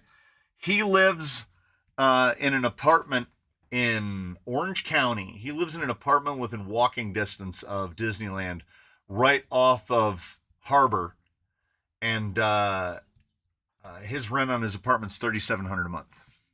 $3,700 a month to live in an apartment. No particular thank you. I'm not on board. I will stay here.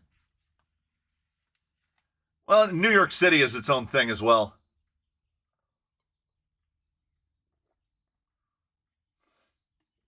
I will not be gray any longer. Unknowingly called me out and I've been challenged. Oh, he could easily do a house payment. Easily. But his wife is reach. So this way all you get is a shadow. His wife has got a real Disney problem. He is not an Orange County dude. I still can't believe he lives there.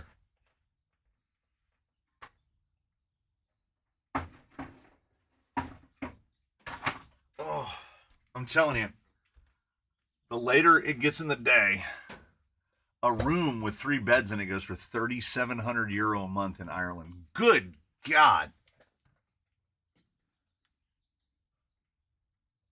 Yeah, the rent of my house would be $3,500 in Silicon Valley instead of my mortgage is $1,200. Yeah.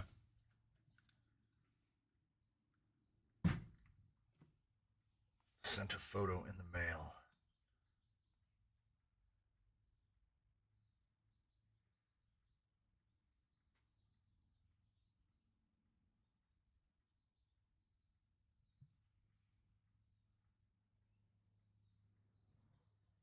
That photo is just now, though. Like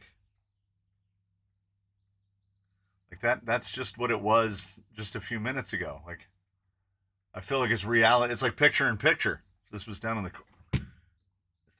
if this is down in the corner, it's just picture in picture.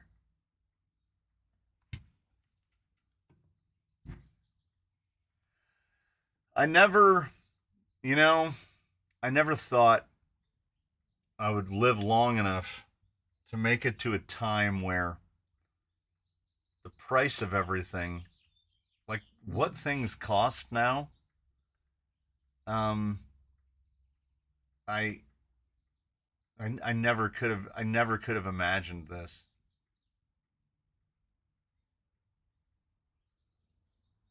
We do crazy things for love. I'm not a California dude either, but here I am. Yeah.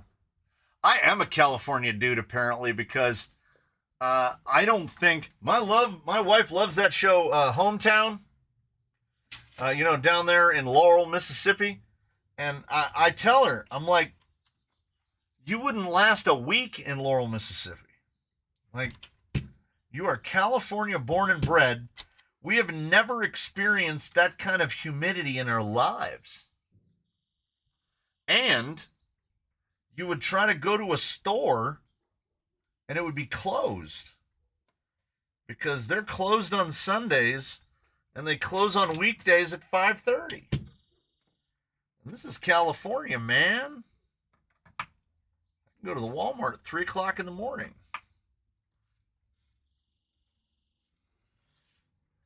The pandemic was trigger for lots of issues. Now, I don't disagree.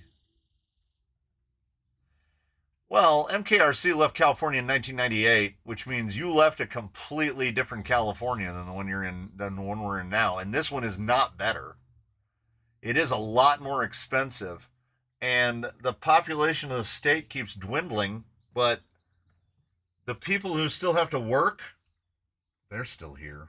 The traffic is quite literally unbelievable. Except, I would say, again, London area, and New York City. You could give us a run for the money, but we have California has traffic 24 hours a day. 24 hours a day, 7 days a week. Like, if you're driving 50 miles you're going to hit traffic at some point. It doesn't matter when. It could be 2 a.m. on a Wednesday morning, and there's going to be traffic somewhere. I knew California had gone full California. This was around the time MKRC Builds left California. This was probably 2000 and I would say 2003, 2004, somewhere in there. And I got stuck in a traffic jam on the 605 freeway at 3 o'clock in the morning. And it wasn't an accident or anything. It was just traffic. Like there was too many people on the road. And it definitely hasn't gotten any better. But I'd like to think that I've concreted myself in here. You can't get me out of here. Like,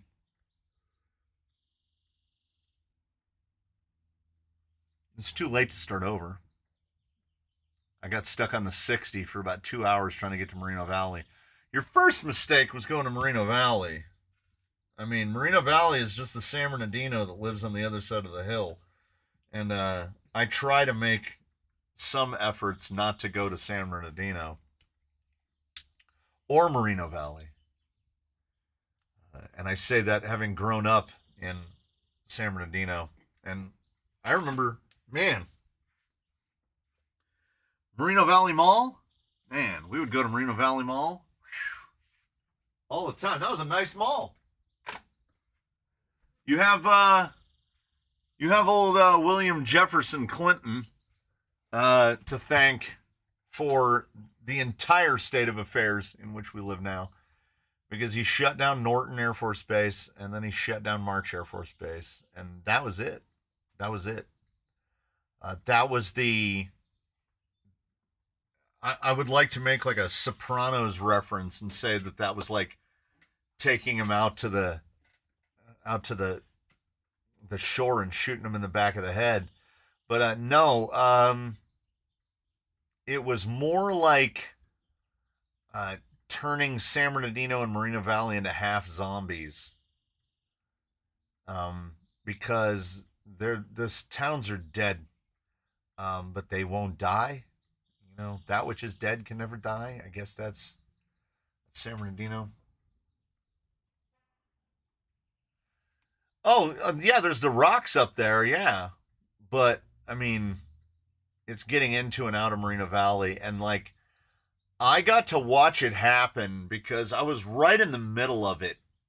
So I would do a bike ride fairly frequently where I'd ride up through San Mateo Canyon and then take Redlands Boulevard. This doesn't mean anything to anybody that doesn't live in the Inland Empire of Southern California. Ride over Redlands Boulevard down into, and I'd be up at the east end. So Mount something is up here, and Paris is over here, and Moreno Valley's down here. And as I was riding through the years, you could just watch the area get worse and worse and worse and worse. Moreno Valley's a pit now, and I can call it that because I grew up in San Bernardino, and San Bernardino is a pit, and it ain't never coming back. It ain't gonna happen. There is, I will say this, sometimes when we go down to the only mall we have left, the most poetically named Inland Center Mall, we'll go down to the Inland Center Mall, and instead of getting on the freeway to come home, I'll drive home on the surface streets just to see how derelict San Bernardino looks. And it's pretty bad. But there is right up against, so, what can I use as okay, so this will be Amazon Air. This is where the Amazon, the main Amazon, they have their own airplanes and everything. Not sure if there's room for an MKRC sticker. What is that? So this is Amazon Air. And then this one will be, I need a smaller one. Okay. This right here. So these are all on the same street. This is the street. Victor is the street. Amazon Air. This is the air firefighting brigade, the fire planes. If you've ever seen that DC-10 and the 747 and those giant firefighting planes, they're right here, right? So then right about here is the San Bernardino International Airport, which got the 3-letter code of SBD, which I think is funny. And then if you go over here, there is more warehouses and the headquarters of Stater Brothers, which is a supermarket chain here. And then the runway runs kind of like this. It runs at an angle like that. So over here, this used to be, there was like all the base housing was all right along here. And then these old businesses like like mechanic shops and places that did upholstery. And there's a little bar over here that's had a bunch of fights and people gotten stabbed there. And it's changed names like 12 times. But there's basically a strip here. So we've got, I need to move these guys around. Victor will be the runway now. And we've got this street, and I dropped the other street, and then we've got this street right here. So in between 3rd Street and 5th Street, there's just this like nothingness because they tore all of the base housing down about 20 years ago, presumably so the homeless people wouldn't all squat in them. And some warehouses have started to pop up in the middle here. There's one here, there's one over here, there's one over here. But kind of right along this corridor and down over, I need this guy down here at the bottom. This will be the Sterling Natural Resources Center. They built like this big water plant thing. I don't know what it is. It looks cool. In this area, moving up from the Sterling Water Resources Center, moving up from there through here, it's kind of started to gentrify a little bit. Like, there'll be a little side street that comes off like this for no reason. And it will just have this little mini subdivision with like 12 houses on it. But like new cracker box 45-day turnkey builds just in the middle of these old neighborhoods that have all been there since the 30s and 40s and 50s and have really just deteriorated into garbage town. It's garbage town. There's cars on blocks with no tires on them in the front yard. It's that kind of neighborhood. And then just this like gentrified section. And then you go another block and there's like the burned down husk of a building and they still haven't knocked it down. But the number of empty lots that are starting to pepper in is quite a lot. And these empty lots get bought up. And I mean, I guess the term is gentrified. Like they put a nicer thing there because the property value is so depressed that like if you live there, you can't afford to move anywhere else. And if you want to move there, you go, oh man, it's the same reason that Moreno Valley filled up. Because Moreno Valley in late 90s, I want to say, when they built the mall, Moreno Valley was the fastest growing area like in the whole country because the land was cheap as hell and it had an infrastructure underneath it, but that infrastructure was like the infrastructure that was built under San Bernardino, and it was Norton Air Force Base for us and March Air Force Base for them. And when they closed, it killed the place. And it's definitely not unique because now we're getting to see it because we don't have anything to fall back on, right? Like, I can go, anybody that is a SoCal native will know. First McDonald's is still down in East Street in San Bernardino. Yes, I've ridden by it on my bike many times. Anybody who's a SoCal native will tell you, and I've been to all of them, Tustin, El Toro, all of the Air Force bases, Marine bases, naval stations, Terminal Island, when those went down, when El Toro closed, they didn't have a problem because they live right by the ocean. So they just built very expensive houses where El Toro was. You know, after they dug up like the missile silos. When Tustin shut down and all these places shut down, they gentrified real fast because it's Orange County and you're like 10 to 20 minutes from the ocean. We're not. We're an hour 20 from the ocean with no traffic. So we didn't really, and San Bernardino has always been a crossroads town. Like, one of our greatest claims to fame is that we're in the song. I get my kicks on Route 66, Kingman, Barstow, San Bernardino. I mean, that's, you know, Route 66 starts right over there. It's right over there. I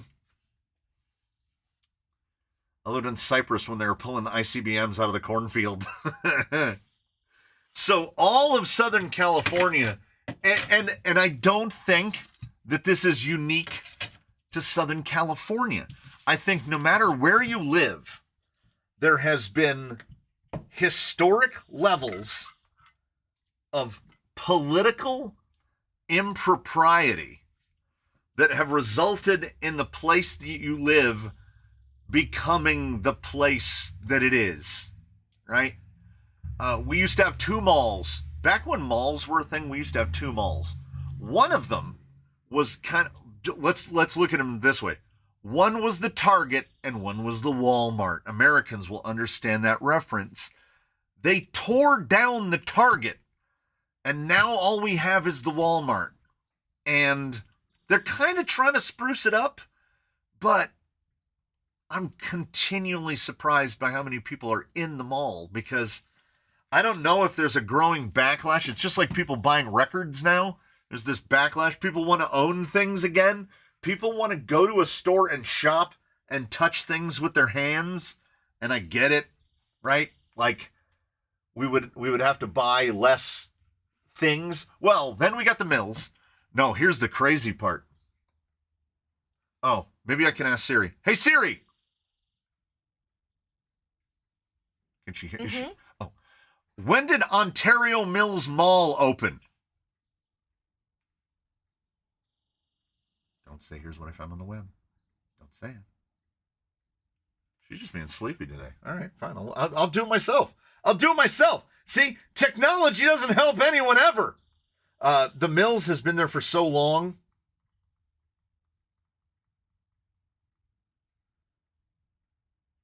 $1996.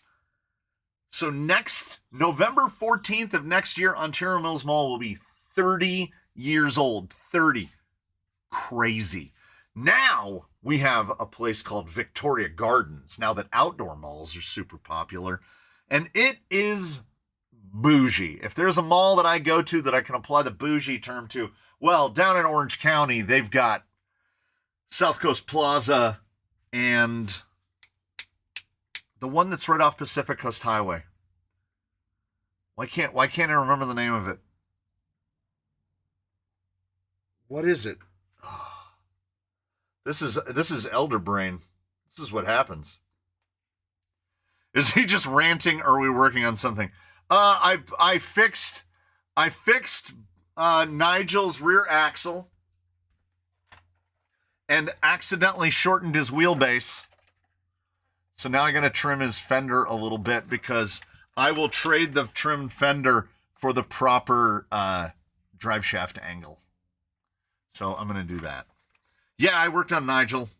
And I said, what did I title this? Keeping it light? Something like that. I did way too much coursework during the week. Not enough rig work during the week. I got my videos done for the week. I have to record again tomorrow morning. Fashion Island. Yes.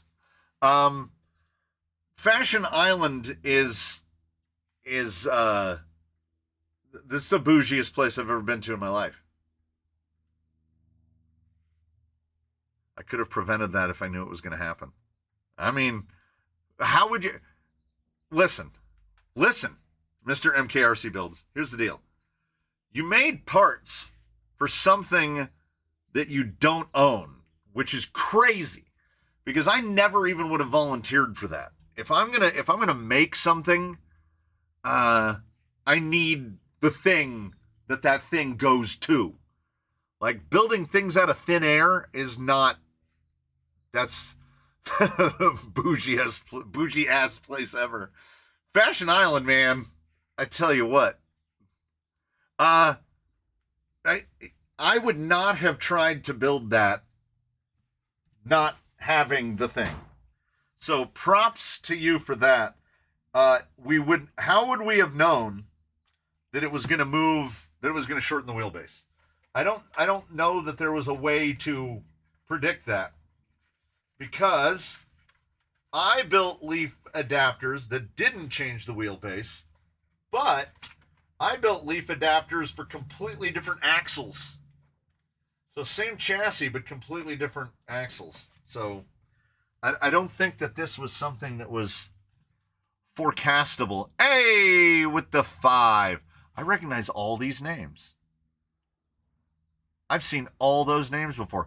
I feel like Miata Commuter has bought memberships for those 5 people before. Half Hawaiian, Pelle, AT, Dirt Nap RC, and Gears. I've seen all of those names. For the Sawtooth, can you please build a crazy MOA rig? The problem with crazy MOA rigs, whether crazy or not, is the axles. Your choices are basically RC 4-wheel drive or one axle costs more than a build from like Deluxe. Driver 8 with 5 for the Sawtooth.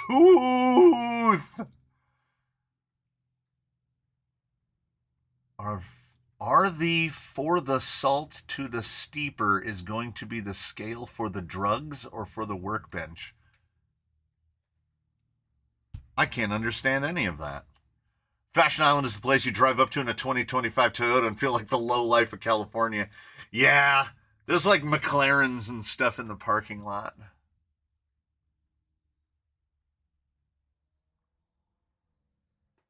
Yeah, Hugo is now the champion, the dodging champion, because they got Ed, and Ed will still be covered for another couple weeks.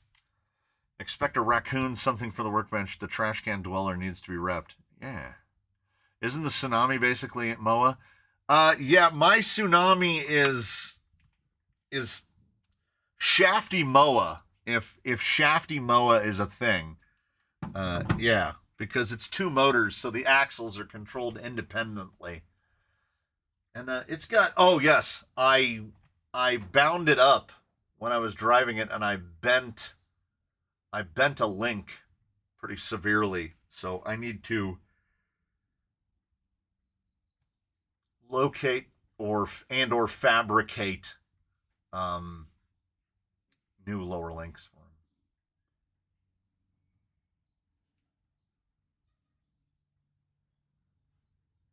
Yes, the motors are definitely in the chassis, so it is not motor on axle, but it is, the performance of it is, like how you operate it is similar to how you would operate a motor on axle. So it's getting close to motor on axle, but to build something properly MOA that doesn't, well, even, okay, if you start from a Bully 2, you're going to spend $1,200 by the time you're done. If you're starting with something Deluxe, you're going to spend $2,500. So when you're getting into 3D printing, a Bamboo A1 Mini is $199. That's $199 I would rather not spend. Ordered 2 packs of keyboard switches on Amazon. Following it said they were 3 stops away. Now it says they've temporarily lost track of the driver. Nice. Dare I say the Dianchi Ridge Rock has MOA, but it is really cheap and nasty. Well, of course it is. It's like $139. No, Hugo can definitely get hit. So I can make anybody a moderator. It's just in the channel settings page on the dashboard. I can do it to anyone. I did it because we got somebody's got to put that kid to work. Narrowing AR-44 axles. Any advice? You can't. I don't think you can get the beef tubes ones anymore. So when it came time to narrow AR-44s, BRX 70s.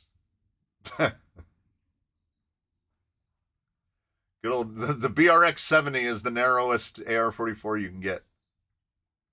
And I mean, like, crazy narrow.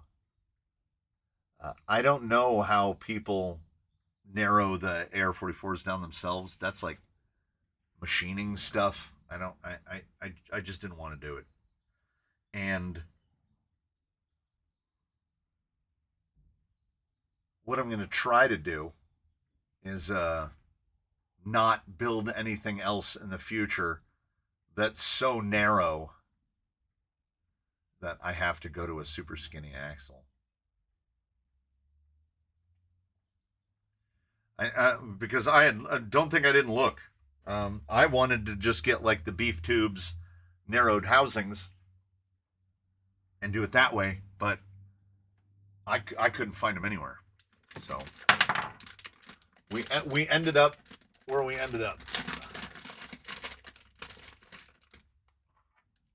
You don't really know how much you've taken out of yourself until you stand up for a couple hours. I didn't come in the workshop all day yesterday or all day Tuesday, but I was out here all day Wednesday. And I'll be out here all day tomorrow. And this was a rough week. I still have at least one more day to finish deadline. At least one more day.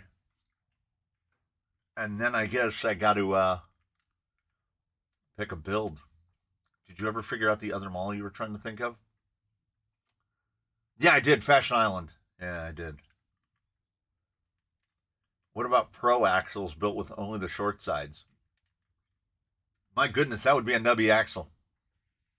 That would be like 60 millimeters wide.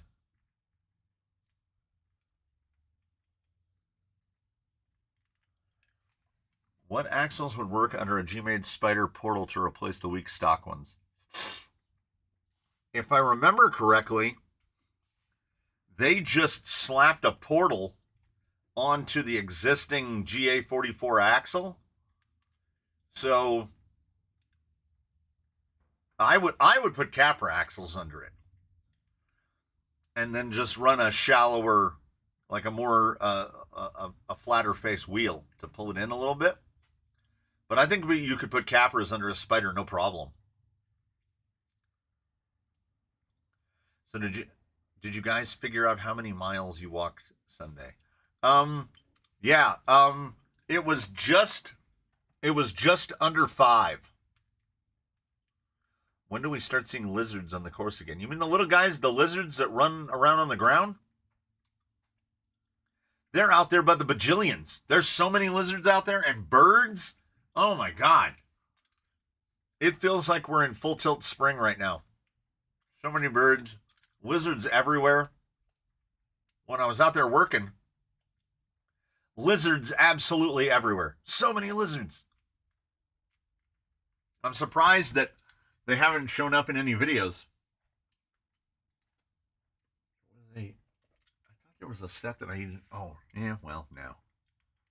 I thought there was a set of wheels I told myself to unmount. Now I don't remember. I've done over 18,000 steps and 60 flights of stairs this week. Yeah. Nothing's going to beat, nothing beats the first day of Anime Expo. I think I hit 40,000. I hit 24,000 steps that day.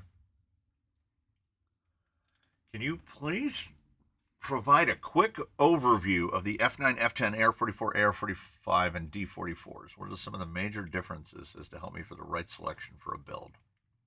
Okay. So, F9 and F10 are effectively the same axle, but the F9 is center pumpkin and F10 is offset.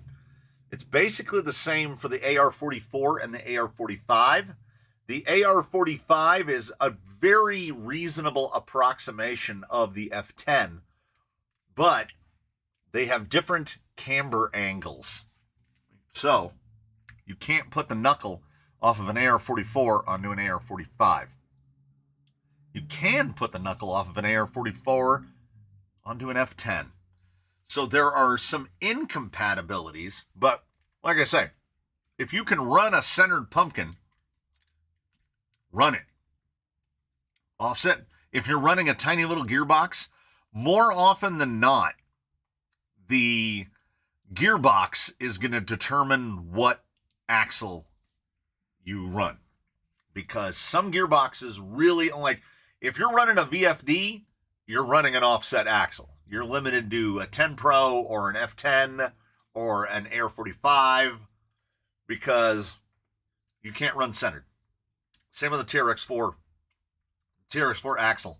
If you run a TRX-4 axle, because they put the pinion way over to one side, your drive shaft will be at like a 45-degree angle to go to a center output gearbox. So start with your gearbox, and then you'll determine your axle from there. How many miles do you think Bruce has on him now? At least 20. At least 20. Is it mostly just blue bellies, or do you get anything else out that way? We get alligator lizards. We get the big guys that are like this long. And most of what we have out here are western fence lizards. And we get a couple, like I guess they're properly skinks, the blue-bellied guys. What was the difference in wheelbase again, please? The wheelbase on the vehicle as it comes from the factory is 335 millimeters, and that bracket dropped it down to 325. Hopefully he won't knock a bunch of stuff on the thing again. So you can see that it just moved it forward. Well, actually, well, there we go.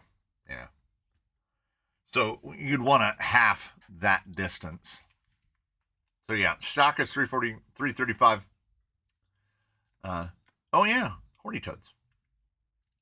There are lizards that big? Oh yeah. What I call fat boys? Yeah, it looks like 10 millimeters. Because it's touching in the front. It's almost, wait, it's touching in the front, and there is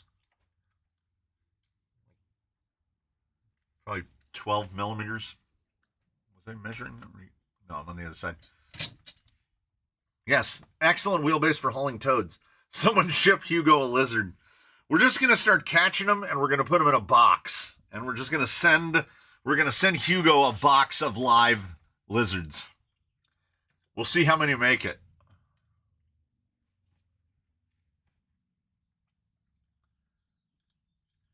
I think bluebellies and western fence lizards are the same. Oh.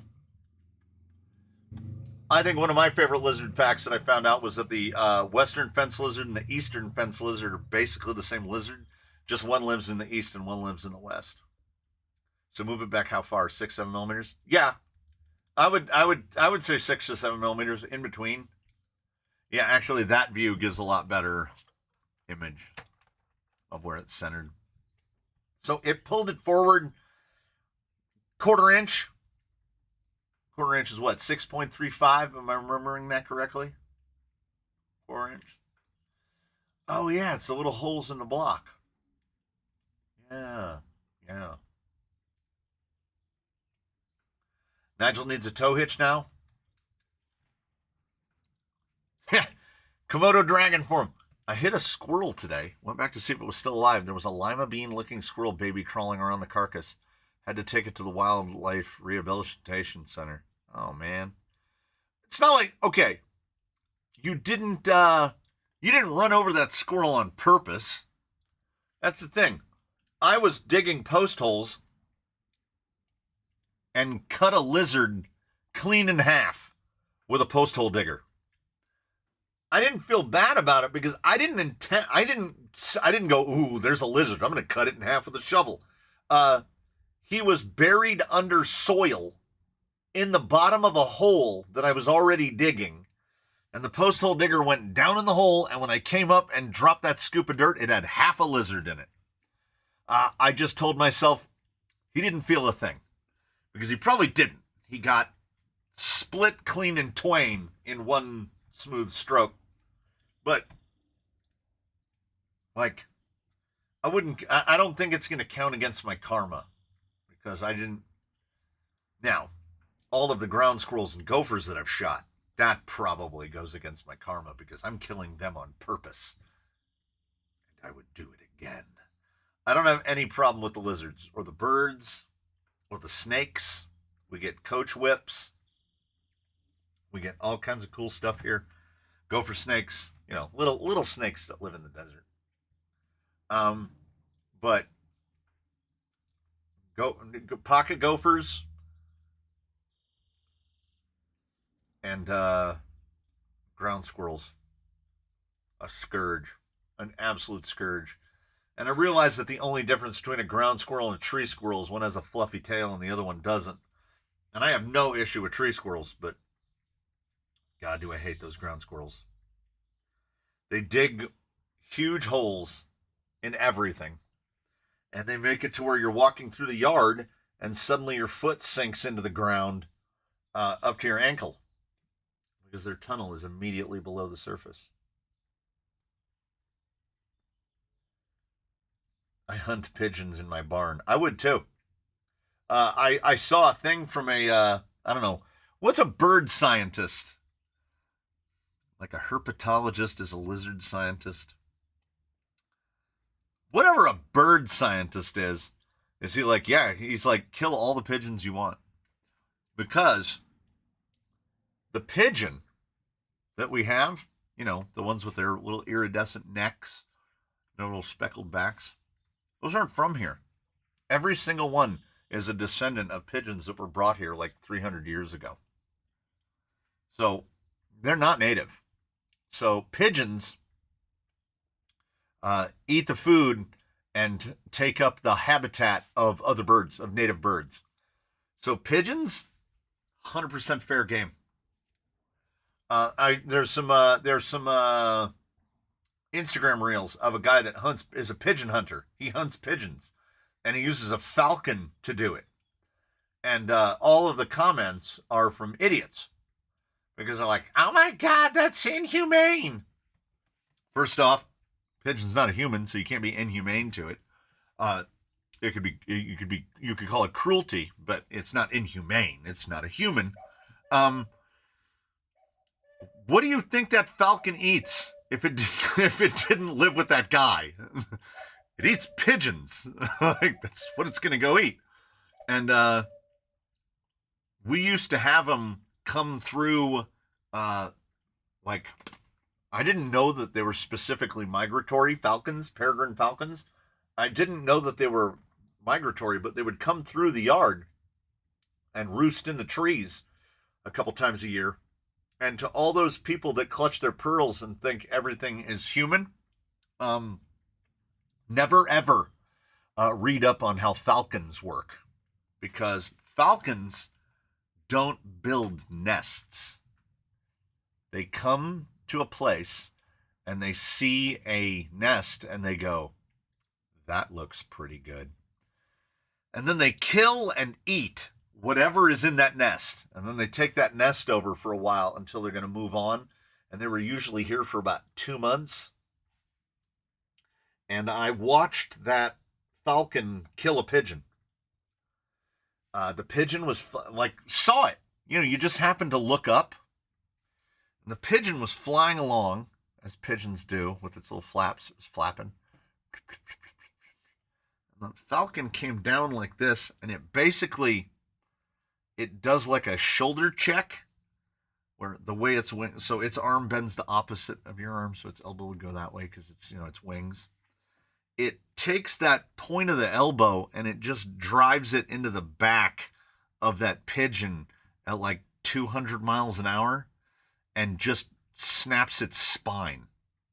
And then the pigeon fell out of the air like this, and the falcon grabbed him and flew up onto a fence post, so right at about my face height, about 6 feet off the ground, and he had one claw into that pigeon and was just holding it, and the pigeon was still kind of like doing this action, and then he just reached down and just ripped its neck out. And I was like, that's what nature looks like.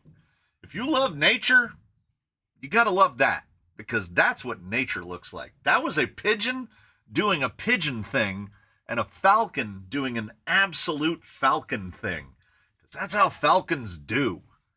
So there was nothing barbaric or brutal or inhumane about it at all. That's just how it goes. Pigeon, good chance getting eaten by a falcon. It may well happen. I was just talking to my eldest. My eldest will approach me just in the morning and be like, if you were a bird, what bird would you be? And I was like, oh, dang. And I was like, wait a minute. Do you mean like, what do you think I would be? Like if I just transmogrified into a bird, what kind of a bird would I be? I'm like, I'm probably a turkey. I make a bunch of loud noises. I kind of blunder around. But I go, what bird would I want to be? And I was like, probably a dang old Canada goose. Like, nobody really messes with them. Like, those Canada geese live in California. I don't think those geese that we call them the goose bros. I don't think the goose bros ever leave. They just stay here. I've watched them sit down in the middle of a road, and the cars will go around the geese. What are you going to do? They're like the size of a bowling ball. You can't go run it over. And they just absolutely shit everywhere. And they attack people. It's amazing. Like, Canada goose seems like a pretty good gig. They eat bugs and grass.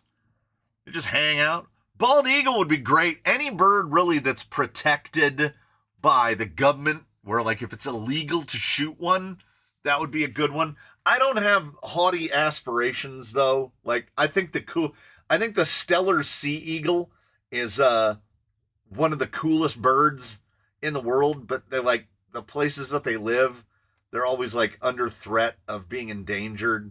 So like I don't want to be that guy, right? Also, like if you're a sea eagle or any kind of eagle or a falcon, you might end up in a zoo.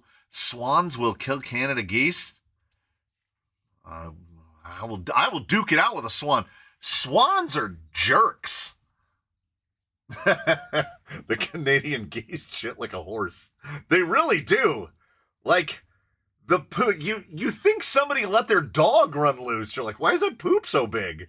I don't know. Canada geese just overall seem to have like a pretty sweet gig. Like, and you're not. Pelican would be pretty good too. I don't think anybody really messes with pelicans. But what you don't want to be seagull, pigeon, any of these poor little, the whole class of chirpy birds. I don't want to be a chirpy bird. Almost nailed a wild turkey driving my kids to school. Yeah, turkey is a no-go for me because somebody will try to kill you and eat you. And wild turkeys are super smart and domestic turkeys are super dumb. Here's all I have to say about birds. What? Like, how is both a pelican and a hummingbird and a pigeon, how are those all things? Like, what? But also, in my very early youth, I played a game called Sim Earth on the Apple II GS, where you could simulate the Earth and you could set up factors and then see how your planet evolved. And every time that planet would evolve, birds would be the dominant species every single time. It was always birds because they can fly. flying is a significant advantage. I mean, your risk of terrestrial animals reduces by a lot. Oh yeah, cassowary bird. Now, see, cassowary bird, like I think if you pick cassowary bird, that's aiming too high. That's like, oh, if you were a boxer, who would you be? I'd be Mike Tyson. Cassowary bird is the Mike Tyson. Like those, that's just a dinosaur. That's not even a bird. Does a pterodactyl count as a bird? Technically. They are extinct, though. We should bring them back. A pair of red-tailed hawks in the field behind the house. We have red-tailed hawks that live in the eucalyptus trees outside the post office. And I like to think, well, I know it's probably not possible, I like to think that it's been the same mating pair living there for the last, 30 years. Because as long as I've been here, those hawks, one of them, I can't tell the difference between the man and the lady. But one of them was circling over the canyon yesterday when I was out there working on mortar. Just gliding effortlessly above us. Red-tailed hawk would be a great pick. Nobody really goes after red-tailed hawks. Everybody thinks red-tailed hawks are pretty. Red-tailed hawks eat snakes and stuff, so people are like, heck yeah, red-tailed hawk. But I don't know. Every bird of prey, I feel like you're always living on the edge. If you pterodactyl, will it bleed or just make a dinosaur? I will add to that. I'm gonna hit my son with that one because he'll hate it. Because when he was about 4 or 5 years old, I turned to him and I said, "Do you know why you can't hear a pterodactyl go to the bathroom?" And innocently he looked right in my face and he said, "Why?" And I said, "Because the P is silent." And I realized that just popped up in chat right now. He looked so disappointed. I live on it. I live on it. That's one of the only true joys of reproducing, honestly. Once that kid is in existence and it's a thing now and you realize that it's your responsibility, most of it is like, people will try to lie to you and they'll be like, oh, this new life, it's magic. No, it's really not. Life is messy.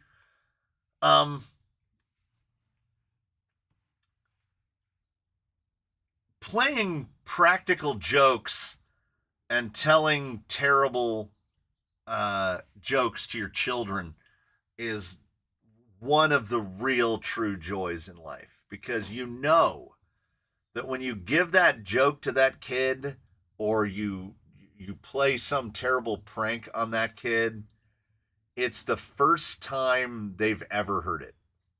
So you get that first thing. Yeah, they take their first steps and all those things. But that's not the, like, I don't remember my kids' first steps. Oh yeah. Embarrassing them as many times as humanly possible. That's just, you roll down the window as they're walking away. Love you. I'll miss you. Yeah. It's so good. If a red-haired guy works in a bakery, is he the gingerbread man? Nice. I didn't know we were going into dad jokes. I do love a dad joke, because both of my children find them like physically painful, and I live for that.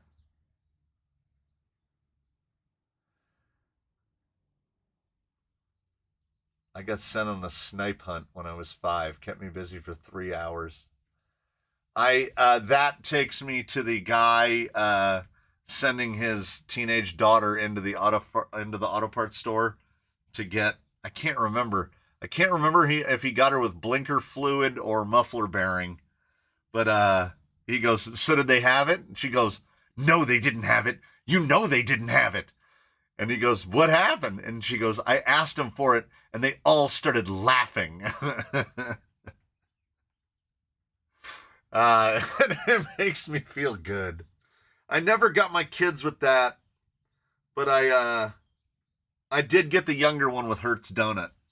I got the younger one with Hertz Donut, which which was pretty good because if your kid is not special, they'll only fall for it once. And the kid only fell for it once. So now I can't even ask that kid if they want a donut because they don't trust me.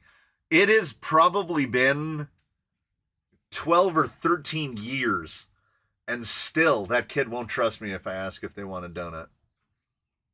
Yeah, wireless cables. Can you get me a wireless cable? Muffler. I always love muffler bearing because you could send them a picture of a bearing and be like, tell them this is what you're looking for.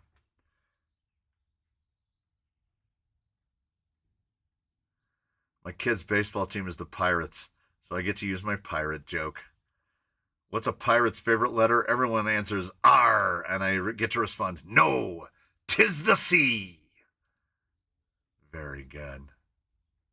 Oh, man, winter air? Oh, I forgot about winter air. The trauma you've caused created a distrust of donuts. It really has. The key to the batter's box. Been playing with the CAD files to the leaf mounts and not seeing an easy way to use the mount to move the axle because of the U-bolt mount system. Yeah, I don't know. Cross-drilled brake lines. Blinker fluid was always just the number one go-to. Yeah, but by the time, like, I knew that for a long wait. Go see if they have any long waits. I knew my kids were gonna take more after their mother. This isn't a dig. This isn't a dig. But like I'm a buildy guy. I'm a makesy thingsies guy. And my wife is a people person, right? Like she knows how to deal with people.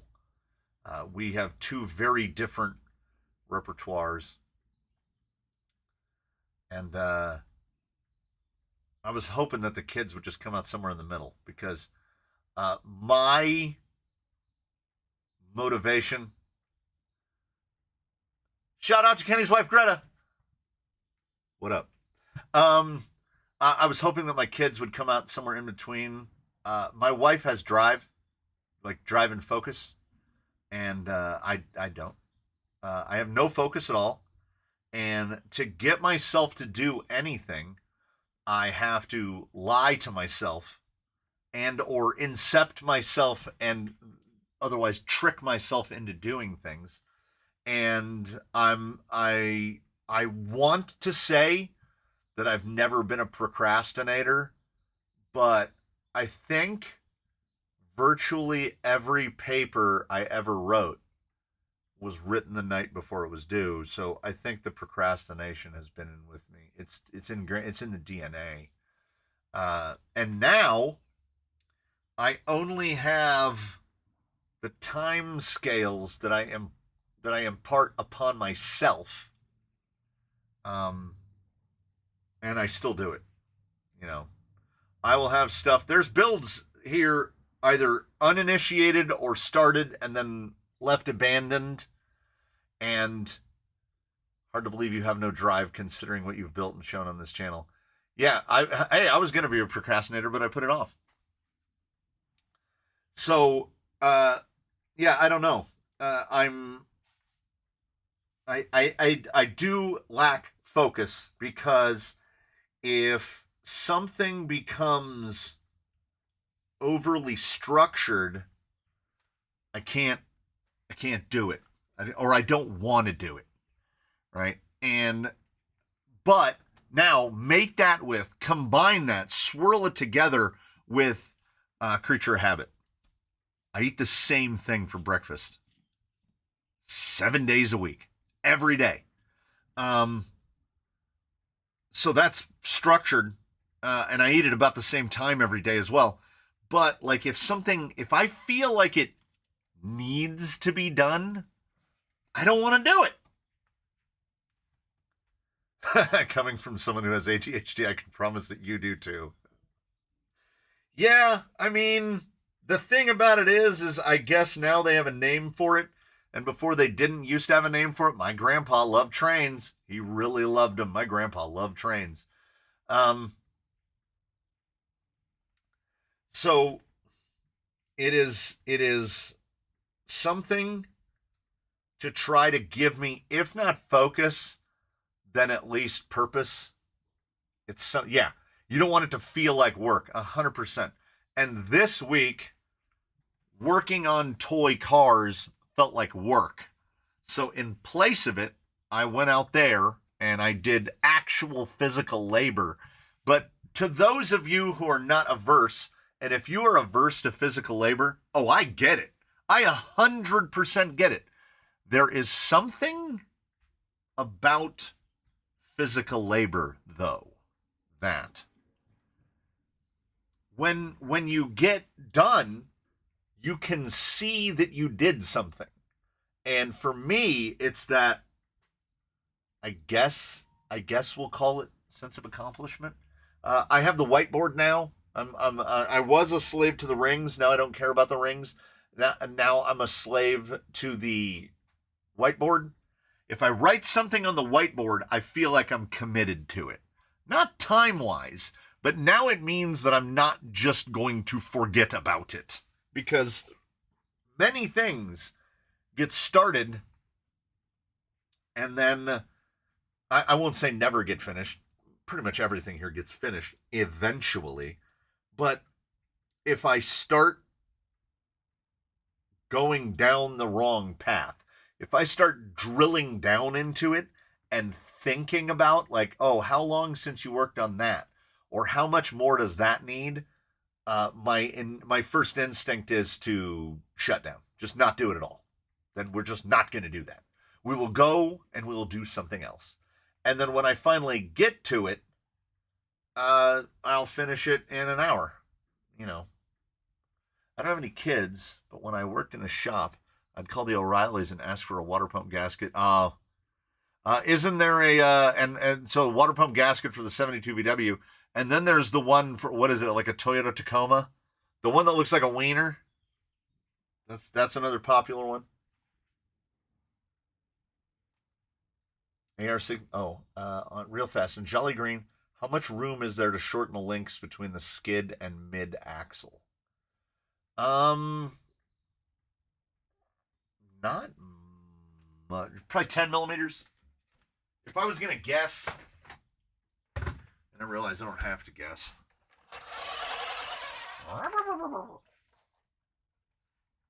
Also, I learned that the brothers, I learned that Bruce and Nigel both have to be supported differently than every other vehicle here.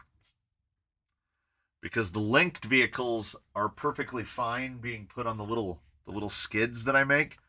But if you put these guys on the little skids, their crushing weight presses their leaves down flat. Takes the curve out of their leaves. I learned that the hardish way. So you could go, yeah, I think you could go 10 millimeters more and your shock angle wouldn't get terrible. And also the shock angle in the middle isn't really killing us because it doesn't have a spring on it. So there's not a ton of articulation. Cycle up. There's not a ton of articulation in that middle axle anyway. It moves that far. The middle axle is just a help. So like I say, it's about 324 from there to there. No, see, if you put it on axle stands, the weight of the vehicle is still sitting on the leaves. You basically, I set him down like, so you could probably go down to about 313 between this axle and this axle. Move that forward. But then I would think you'd probably want to move the rear, or you're trying to run bigger tires. Is that what I'm guessing? You're going to want to run bigger tires? Yeah, I would say you can go down to 313 and then just leave the rear axle as is.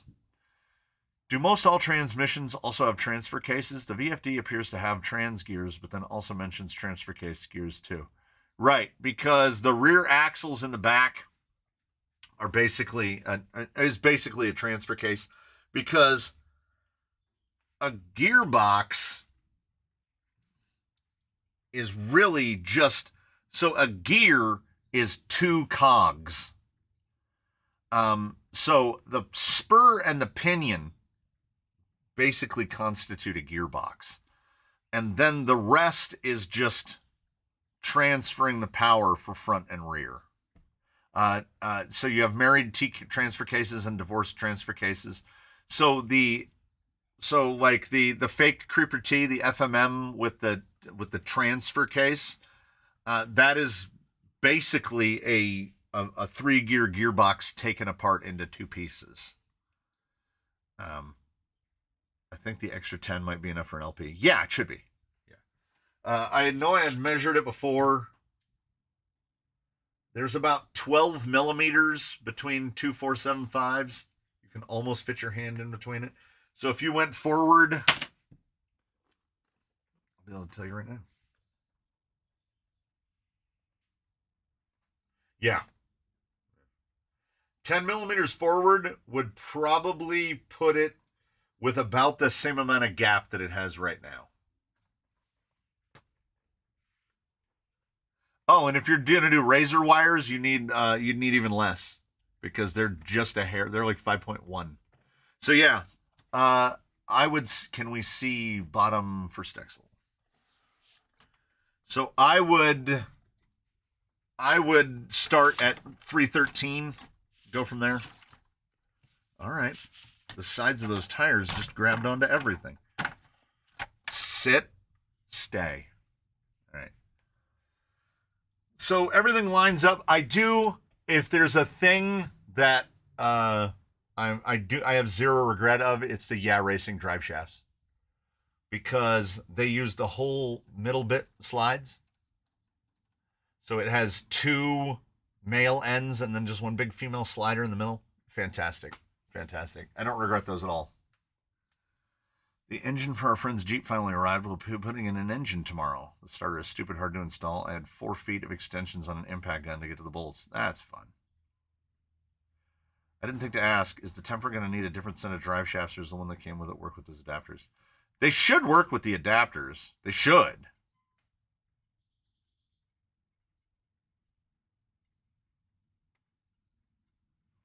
For the drive shafts. I think I can do that. Let's see what I can do.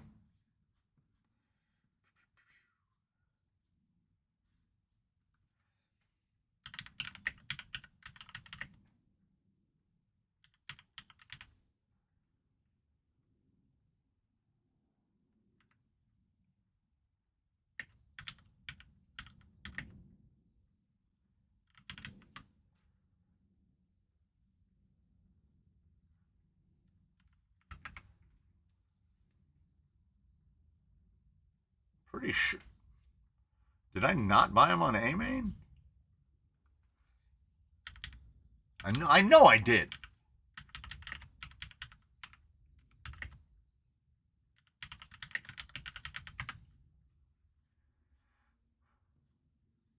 Holy crap. I'm just going to give you a part number. I was going to generate a link, but I'm going to give you a part number. The price on AMain is inexcusable. AMain wants $67, and the price straight from Yeah Racing is $47. There's also a sell. Oh wait, might have found them on Amazon. $68 is ridiculous, and it's Sunset Retail. Oh, okay. Amazon is the way to go.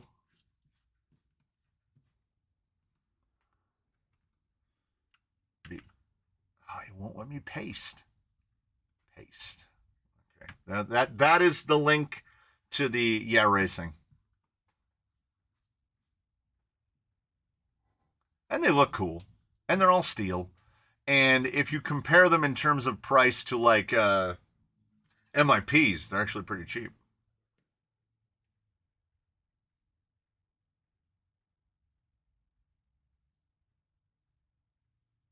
Oh, KYX makes a clone of them? I did not know that. I'll be honest. I bought these because my axle housings are all racing. I guess GPM makes them too.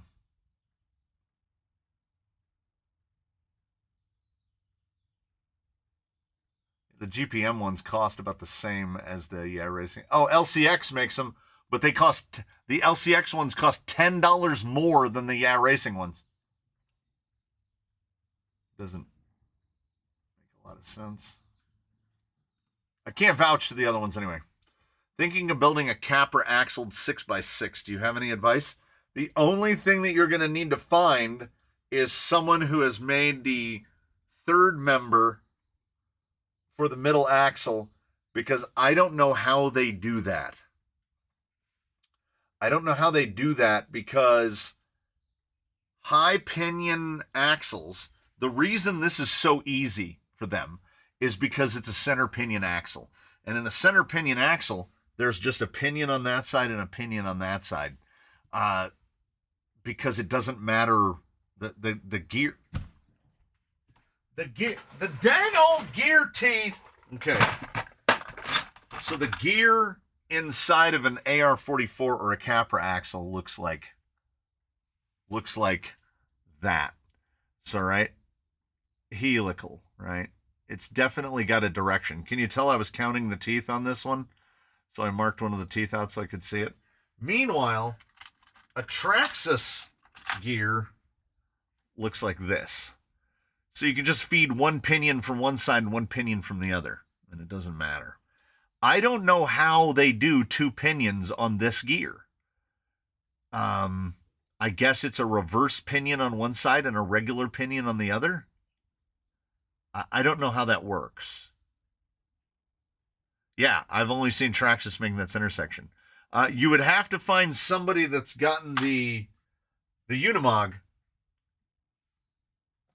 which doesn't exist, and find out how they did the middle. Your other option is Miata Commuter already beat me to it. Dual output transfer case. And then just run a drive shaft to each axle. The TRX, this platform is the easiest one to do 6x out of, because the only real difference is a different third member and a different rear housing. That's it. Capra 6x, you'll have to use two outputs on the transmission. There you go. There you go.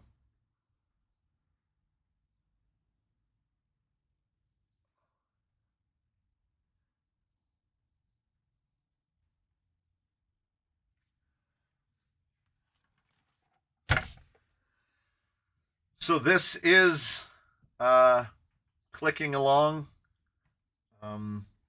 Zoku has got his mostly assembled because, of course, he's building them.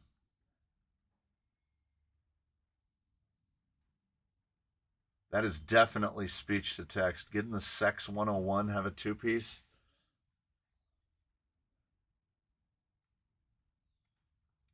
Ever considered making another 6x6 from the old rails of Jolly Green? Do you mean the C channels? Like putting all of the parts back together? Yeah, that's why I don't get rid of anything.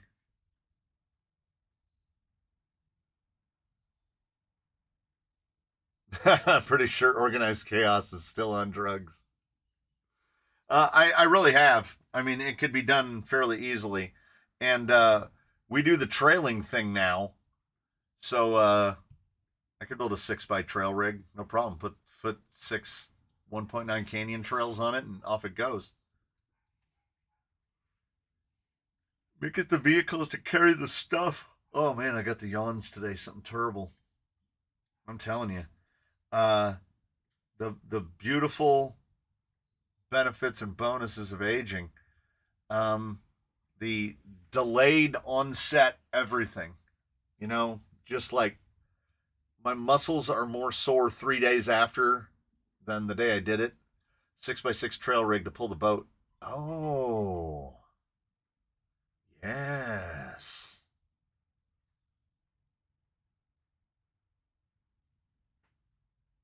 Well, now I just had another thought. Could you, and by you I mean me, now here's what I'm wondering. Could I get 2 middle axles and have a front feed a middle, feed another middle, or would it rotate the wrong direction? Because this one has to be flipped. Could you just do a daisy chain of axles and have 8 wheels? Could you do an 8x? And then just build the thing to haul the boat?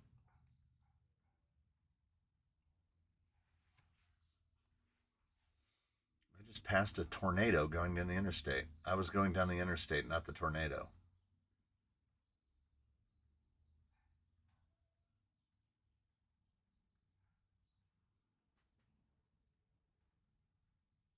Because if that is rotating that.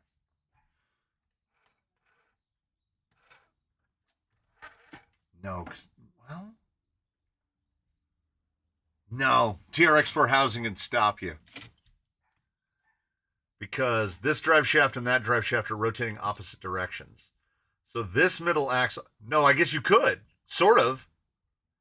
You'd have to flip the whole middle axle around the other way. And then only the links would be a problem. But I wouldn't be worried, like, make that the TRX6 boat trailer marriage. Yeah. Yeah. I don't know if you could space these out long enough to get the boat on it, but if you put another axle on it. And you know what just occurred to me right now? Why do they all have to be powered? You could just put a dummy axle in the very back. It's not going to do anything. And further still, why would I feel compelled to like make it a vehicle? Make it one of those, like those haulers that they used to have to like move the space shuttle around, where just like it's just a boat on 8 wheels just driving around. And then you just drive that thing into the water and then the boat goes, and then you drive it back out of the water. I need to think less vehicle and more boat hauler. Yeah, it's just there to hold the boat. Because the axle, the trailer's not powered. We could get that hideous half boat, half van thing. It would have the turning radius of the Queen Mary, which would be appropriate if you're hauling the Queen Mary. Use the last axle with an output to power the trailer wheels. Yeah, unpowered drag axle. Just get a TRX4 axle, slap it on there.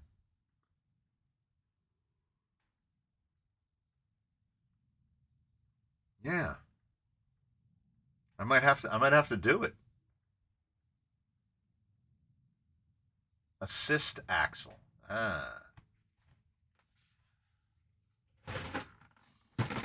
I think I kept everything. There is the critical part. I had to order this off of eBay and now I have 2. I had to order this off of eBay because when I was turning him into a 6x, turning him from a 4x into a 6x, you couldn't find this piece anywhere on the internet. I had to buy it on eBay. And then when I did the second one, I wanted to get a bunch of plastics, so I just ordered the whole, like, look how many fenders I have now. I just ordered the fenders, the whole plastic pack from Jenny's. Jenny's had nothing TRX6 when I needed it. But yeah, as long as you have that piece, could make a 10 wheel. We go up to 10. What about one of those articulating vehicles where they have like 2 axles per section and you can connect multiple sections? Well, then we're talking about like a 10 or a 12. And then I'm remembering how big that boat is.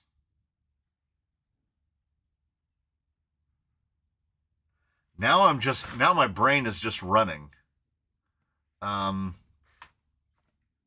Can I use a bunch of leftover and homeless TRX6 parts to make a boat hauler? Because honestly, you have seen on video the only time I've gotten to drive that boat. I don't want to be that guy that says he doesn't have any time, but I have gotten to drive my boat one time. I really want to drive my boat, but I also don't want to go insane.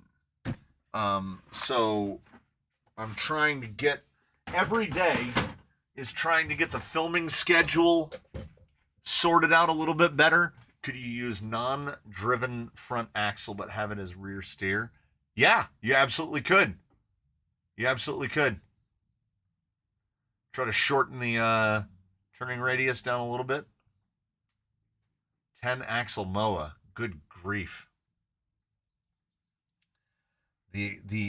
Well, I mean, I guess if you used Ridge Rock axles, I think at that point the motors are just fighting against each other, aren't they? And now I think I still think I think in too much of a performance mindset. It would not be difficult to make a 12 wheel vehicle. You just make a TRX6 twice. 2 gearboxes, set up just like this, but move them in tighter so that you say you only have like 350 millimeters of wheelbase in the front 3, and then you do a rear 3 that's about the same, and now you've got 700 millimeters of wheelbase. That would that would fit that boat. And that would be all 12 wheels powered.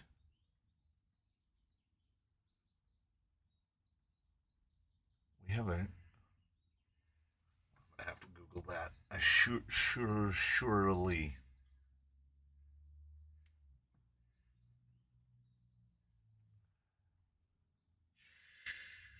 Sure. That's very German. Eee.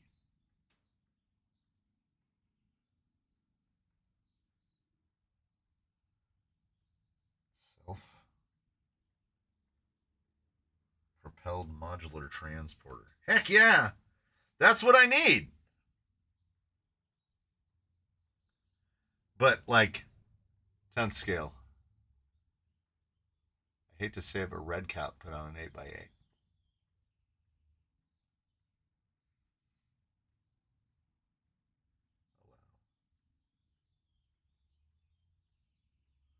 That thing's crazy. 500 horsepower. Move anything, anytime, anywhere. That's like a tank without tracks. I don't know if I can build that, but I would try. Wherever Jerry the Raccoon is, it's raining.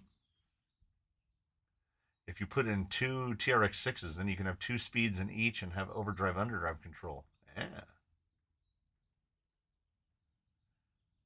Oshkosh.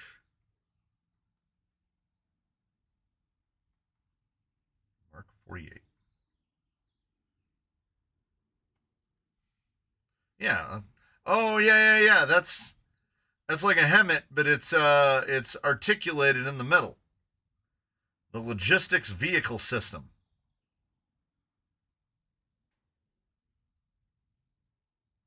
Yeah, basically.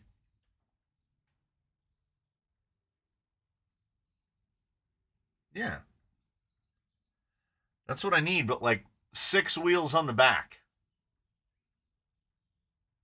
Since there's no drive line between the two, you could hinge them. Yeah.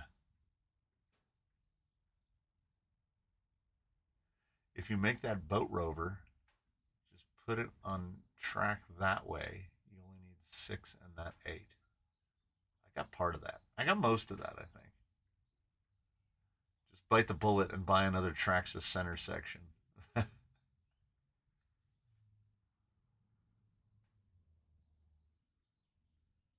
I like the articulated truck idea, but imagine 6 wheels in the back. Um, so basically, the front would be like this much, like that close together. The question would be, ooh, I like that. I like that. I wonder.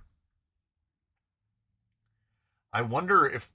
See, now I have too many ideas. This is too many ideas. For the front section, then how would I steer it?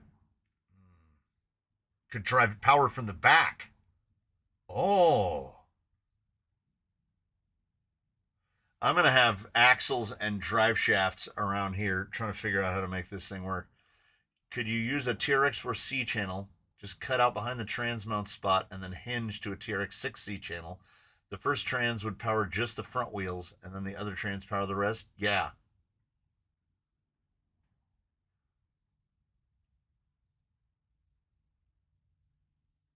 Yeah. Because I would like to get it like that Oshkosh style where the axles are close together like this. So I'm wondering if it wouldn't be possible to like, so this is a front axle. I don't want to put the gearbox in between. I wonder if you could do front axle directly into a mid axle and then use the output of the mid axle, use a transmission to drive that pinion. See what I'm saying? See what I'm saying?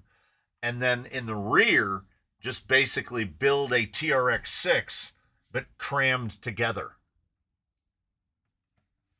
Because with it articulated in the middle, it would steer real easy. And whether you just, I would just hook it up very similar to the way that the mullet is. So in the output of the mid axle, so say this is now the front, right? So this is the front. So we'll make it look like the front. So this is the front like this. And this is a front axle, but they're still this close together, right? Then instead of where a drive shaft goes in here, we just have a gear, and then there's a gear on the gearbox, on the output of the gearbox that drives it. So it's rear drive, and then just a TRX6 behind it that's really short. So basically, instead of drive shafts this long, you're looking at drive shafts that long to get the wheels close together. Or you could just put the boat in a backpack. Look, if there was an off-the-shelf option to just put the boat in a backpack, I probably would have bought the boat backpack already. But the idea of a 10-wheeled, ridiculous boat carrier is alarmingly appealing to me. Like, it shouldn't be.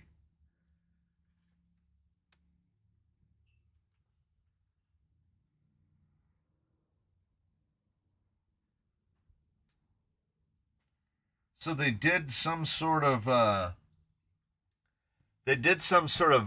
update to where I do affiliates. It's through a thing called AvantLink. And ever since they did their update to AvantLink, I get these horrible, spammy, like scam affiliate offers every single day.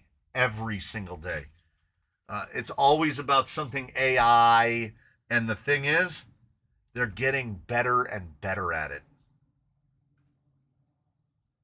Oh, well, hell. Mr. MKRC was kind enough to send me uh, some links. There's a fair. I just realized I was gonna hold my phone up in front of the computer, and then I remembered that I have screen share. So he sent me a link to. I mean, here's the thing. When I think, my brain thinks in rock crawling. Like I did everything that I could to make this capable. I wanted to build capability into it. Meanwhile, over on Amazon, like I'm thinking thoughts and ideas, all the time. We're just cooking all the time. But like this is what's on Amazon. It's $250. Are the parts going to be well made? No. No. Oh, I much prefer straight axles. Like that's that gearbox. That's that gearbox that when I reviewed it, and those are those shocks too. Those are like the worst shocks I've ever tested and the worst gearbox I've ever tested. But it's $250. This one only has one steer axle. He sent me a different link, and that one had 2 steer axles on it. But I opened, there it is.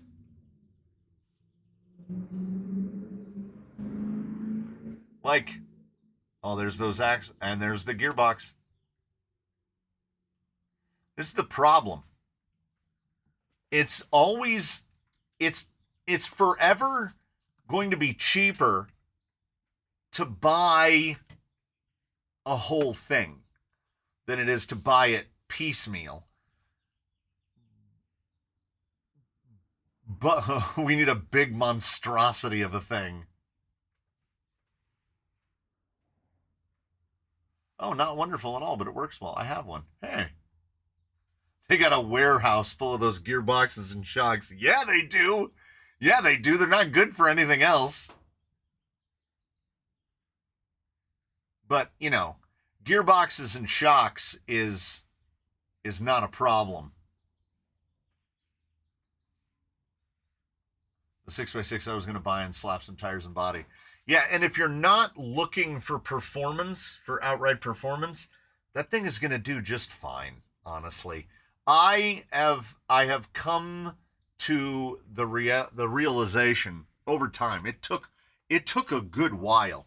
I've come to the realization that I have a tendency to review things a little too. I'm a little harsh in my review of things because manufacturers are foolhardy enough to make claims. And if you're going to say things like rock crawler, then it better be. But trailing is another thing that's happened in my life that is the glass tile backsplash. Like you embrace the different requirements. And I mean that in terms of the vehicles. I mean that in terms of the support stuff for the vehicles. I mean that in terms of the recording gear that we need to record the vehicles.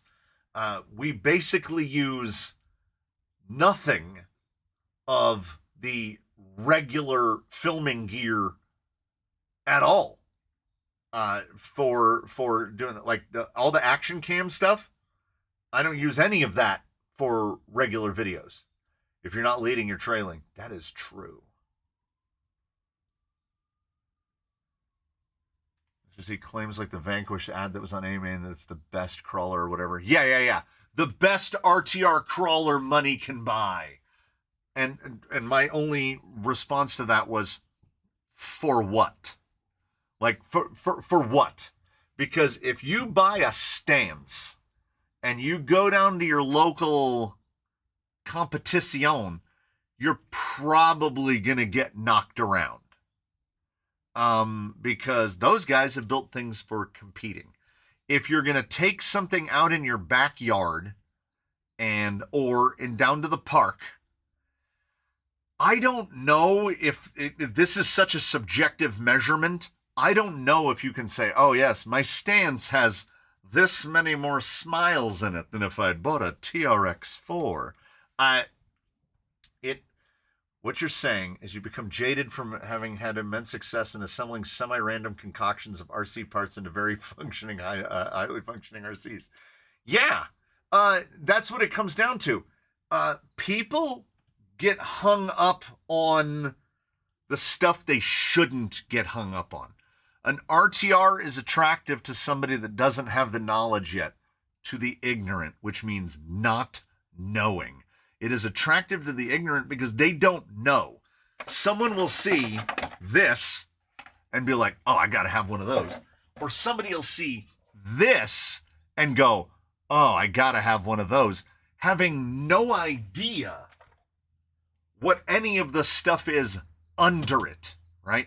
That's how Axial still sells honchos. People love that body. They don't know that what's under it. And I don't often use the phrase outdated, but what is under there is outdated. You can do better. You can do a lot better, both in terms of durability, upgradability, performance, value, all of it you can do better. But they see the shiny part and they go, oh man, you can put whatever body you want on whatever you want. I didn't think I wanted Dig until I started watching this channel. I didn't either. Here's the real problem. My first vehicle with Dig was a Capra. So I tried it and I was like, eh? And then I got an Amazon Dig box, the tricolor, the QT Dig gearbox, and I was like, oh, this is what Dig is. Yeah, now I instinctively reach for the button for every vehicle, whether it has Dig or not. Also, I think the people who make and sell RCs need to chill with their claims of the things, what it will do. Oh my God, yes, please. Hyperbole has a home in advertising. But they have to start to realize over time, or one would hope, it's really bugging me that he's not standing straight. They would have to realize over time that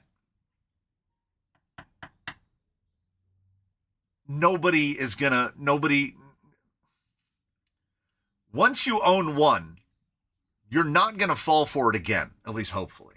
I mean, we all fall for it a couple times. Fool me once, fool me twice, etc. It just bothered me is how much you get upset at every Dig box binding. They shouldn't. This is the future. This is the future. No. I will get more mad. And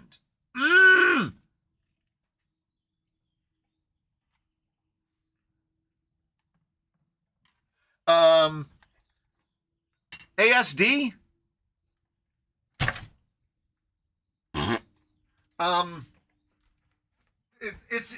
You know what it is?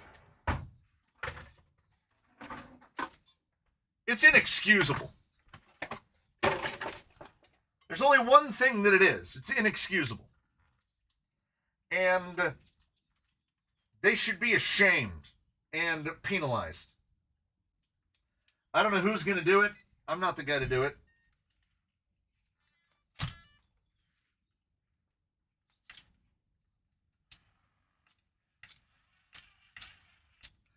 The same people that made this. No, that is not how mechanical lockouts work. The problem Axial did. Here, Axial fell on their own sword, all right? Because they made the best Dig unit on the market. The best one. The LCXU has 8 little teeth on the dog instead of 6. Does it make a difference? It makes a huge difference. It makes a difference to the point where when you go to shop for your Dig servo, you buy the fastest one you can get. This dig will lock and unlock with such precision every time that you become enraptured by it. Meanwhile, then a couple years later, after they've just destroyed every naming convention and made the 10-3 base camp, which shares basically nothing in common,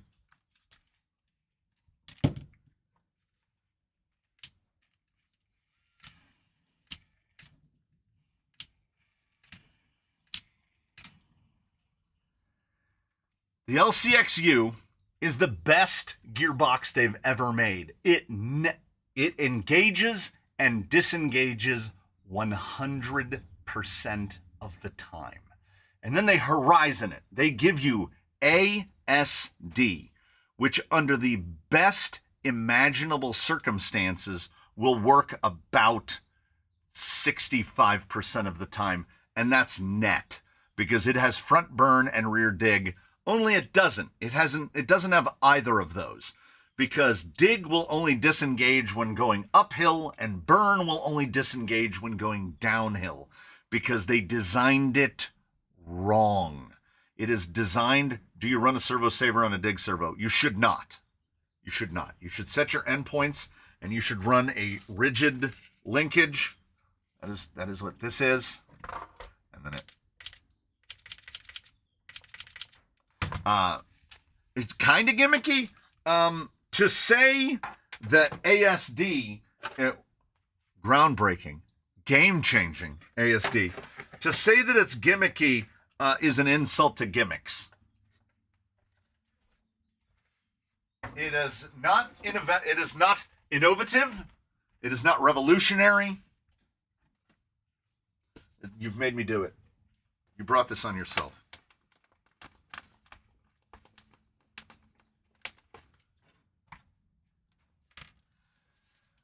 I am a gear.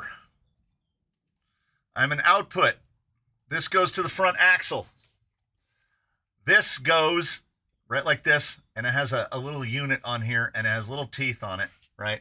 And then we have a little sliding guy right here, because there's a shaft that runs through like this, and then this is the output to the rear.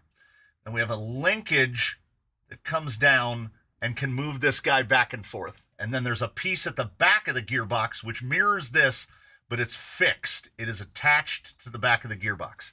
And that is what a dig looks like. And I want you to notice something. This is a straight ass line, a straight line. So when this lever arm exerts itself on this, which slides back and forth, right, to go between locked in dig and into four-wheel drive, when this slides back and forth, the leverage is multiplied. This is a force multiplier, because this needs to move, but this guy is way up here, an arm. It's like grabbing. This is a broom. If I grab this broom up here, the bottom of that broom is on the ground. Do you know how easy it is to do this right like this? Now take the broom and grab it right here and try to move the top a very precise amount. Well, it's like 4 feet away. It's a lot easier to do it this way. So this is dig. This is what dig should look like. This is what dig units look like. And then we have ASD. Here is a gear. No, let's make it bigger. The gear needs to be bigger. Here is a gear, right? The gear goes like this. It has outputs that go to the front and to the back, right? We have a locky piece that's right here, and it's got little teeth on it. And then we have an additional locky piece that is mounted to the ends of the gearbox at either end, right? Then, up here, riding in a track, we have a rod. That rod has 2 forks on it that come down like this, and they have the little slidey pieces that slide like this. And then there's a little bung here and a bung here, and on this is a spring. And out here is a servo with an arm coming down and pulling that thing. So what happens is this servo pulls this thing, this entire mechanism moves forward. That locks the front out. And then when the servo goes back, the only thing that is trying to push these back is this little spring and this little spring. And they can't do it because there's no leverage. The torque force from this, torque is a rotational force.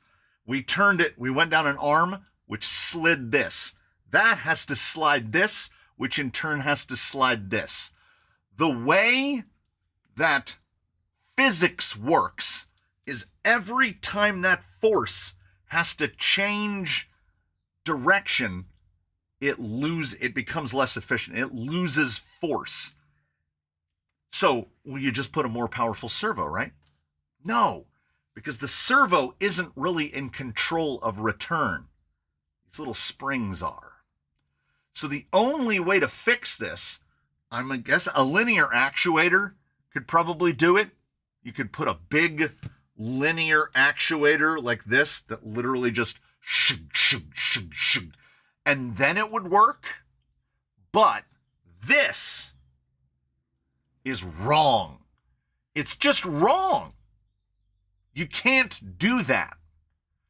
There would be other, better ways to do this, and guess what? Somebody already did it. If the stupid ASD gearbox had the big gear in the middle with the two outputs, it goes like this, and that goes to the front, back, and that goes to the front. And here's the little slidey bit. If they had just put holes out of the side of the gearbox and put two lever arms on it and a servo in the middle with a push-pull on those lever arms, guess what? It would work. But they didn't do that. They made ASD. They made something unnecessarily overcomplicated. And ever since the tariffs, it's $95 for one ASD kit. $95 per. The vehicle comes with one. If you want three, it will cost you $200. Whiteboard. Somebody let me know. Okay. No, I'll do it. You know what? If you want something done, you got to do it yourself. Okay.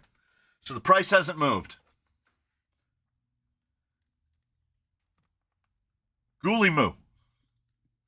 $600. Okay. You need 2X ASDs at what did they say? 96. That's $192. The fitted electronics are actually not awful. It does have a DX3, so you're going to want a Pro radio. You're basically going to want a Fusion 8 because of the weight of the vehicle. What do those cost now? Like $190? Let's say it's the old price where it was $160. So let's call it $160. Now, let's say you want to do four-wheel steer and you want to unlock it all the way. It's like 200 an axle now. I believe it's 200 for that. Oh, by the way, to go along with your ASD, you're going to have to place all three servos. So you're going to need 3X micros. Let's go inexpensively because it doesn't matter. No matter how much torque you feed to them, they're not going to work right. So you're going to spend about $60 on the micros. You're going to need tires. 100%. There is no option. You will have to remove those Baja Bosses no matter what because they are too small for the vehicle. The Ghoulie Moo is a 575 vehicle, no in-betweens. So let's go low end, absolute low end, and say you're only going to spend $100 on wheels and tires because maybe you're not going to put full-size tusks or something on it. Maybe you're going to buy the most economical 575s that you can figure. 792, 892, 942, 1140, 1200. You are now at $1,302. No tax, no shipping. Your ASD works 60% of the time. We still haven't replaced the servo or the radio. If you buy a Ghoulie Moo, you're going to spend $1,500. And say that you go, well, I don't want four-wheel steer, and I'm not going to do ASD at all. So now you have, you throw a servo on it, and you actually buy tusks or something to put on it. Now, instead of $1,300, you've spent about $1,000. You spent $1,000, and you're gonna need harder lines, bro. Here's the long and the short of it. This is what I'm telling you. The Ghoulie Moo is not viable. You're not buying extra performance. Okay, if you don't put the thing we erased, if you don't triple up your ASD, then what did you buy a Guillemot for? Because if you're not going to use the functionality,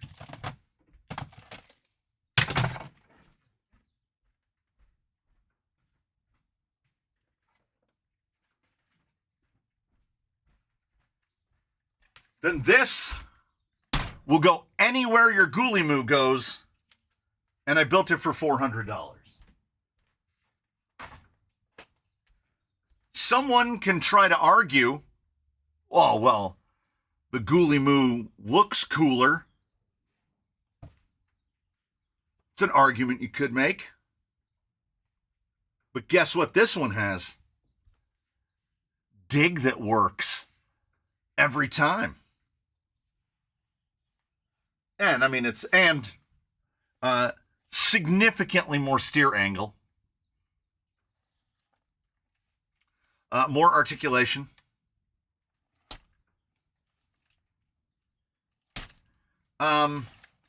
My beef with the Guillemot is not like it functionally ignoring ASD. It drives pretty good.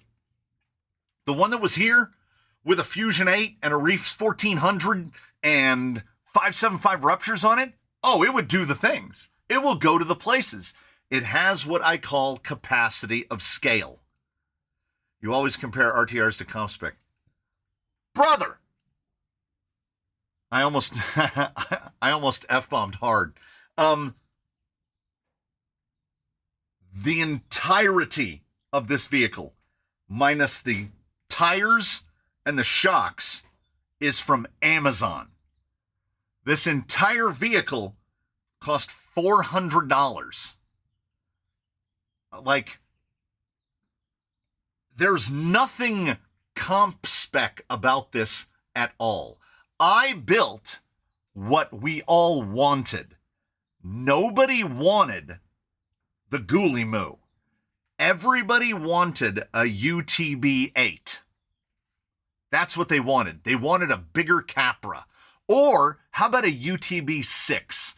If they'd made a Capra the size of an SCX6, I probably would have bought one. And I'm a 10th scale guy. This is an 8th scale vehicle, which I made out of bits and pieces. If you squint and you have nothing to give you scale for it, it's just a Capra. It's just a Capra. Then you realize that you have like 80 millimeters between the pumpkin and the ground. So it has capacity of scale. It doesn't have any more capability than any other vehicle. Well, I mean, it's going to outdrive Nigel. It doesn't have leaf springs. But Jake the Snake will beat a Guillemot at everything with his little brushed motor and his cobbled together bits and pieces. The Ghoulie Moo needs to establish its own thing, right? Because all of the other things have been established. What does the Ghoulie Moo get you that a bone stock out of the box Capra doesn't get you? Right? If we're talking Capra 2 or whatever they're calling it with the new gearbox with more gear reduction, they're $50 apart in price. If you put them next to each other, what is that Ghoulie Moo going to deliver you that the Capra isn't? And what they did is they made an entire new ecosystem for no reason. The Guillemot shares parts in common with nothing. I like the Guillemot axle minus the ASD. Those are big, beefy portal gears, and I like a portal gear that big, but I will take a puffed up Capra over the Ghoulie. I would never, ever buy a Guillemot, ever, because it doesn't offer anything, okay? If I want to go out and murder lines, bro, I'm going to build something to do that. And the Ghoulie Moo is not the platform. It's also not the thing that I'm going to take out on the trails. If I'm going to go out on the trails, I'm going to take this. It's gorgeous. Look at it. It's amazing. It's got a hard body on it. There's no complaints. Also, remember how big this looked a second ago? How big does it look now? Capacity of scale. It's the thing I feel like I keep trying to hammer home. People think, oh, you're just a hater. You just want to hate things. The Guillemot is a way to get you to spend money, right? And because they created an entirely new ecosystem. Why do I feel like I'm taking crazy pills? Why do I feel like I'm not the only one, obviously. Other people have seen it. When you create a new ecosystem, you disable people's ability to go on Amazon and buy all the parts they want for it. Because you can't go buy Ghoulie Moo pieces because they don't exist. You have to hope to be able to buy them from Axial themselves at $95 for an ASD kit. That gearbox was $60 for the whole gearbox. Terp Shredder 710, TRX4 Sport. Not the High Trail, the Sport. It is the only RTR, unless you're just going to trail. Then get one of these and put leaf springs on it. Because it's fantastic.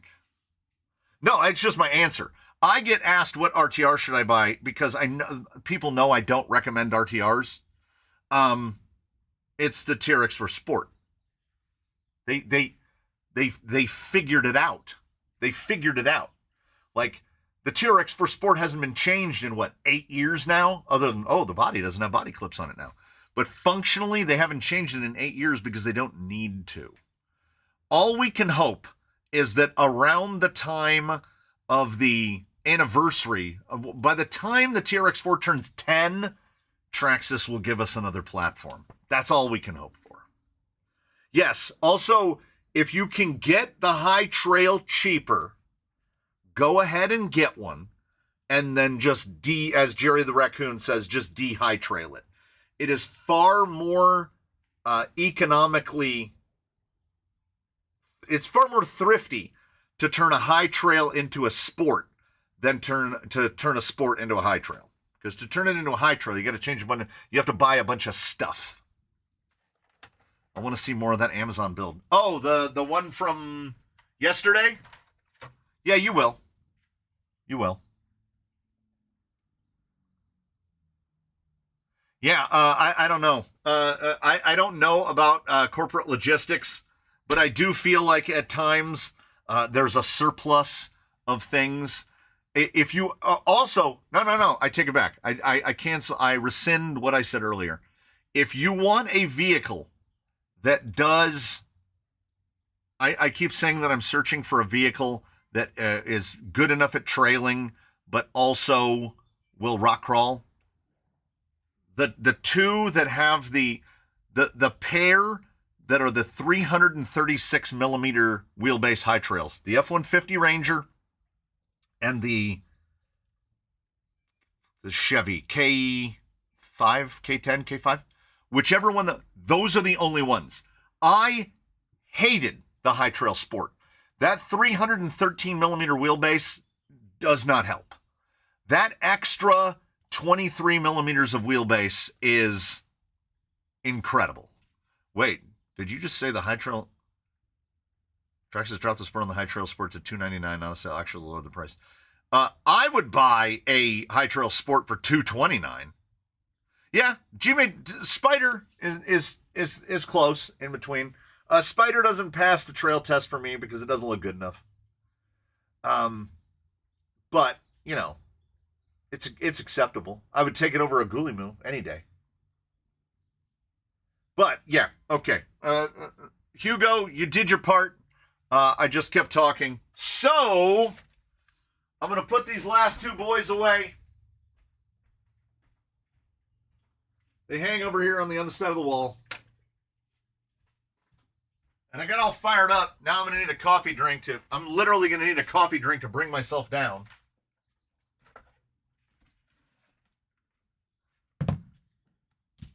Would you spend $800 on a CNC scale Ford chassis slider a la GCM? I would not. I would not. Yeah. Oh, tell me about... Oh, Daniel, you meant that one? Yeah, Economoo. Yeah, it's in about half a dozen videos, I think. So here's a little for those in the know. I'm not saying that I'm getting started, but I'm getting started. So we'll call that at that. I'm gonna do this. Then we're gonna do the other thing. Oh, that was a good spin. So, oh, look at that.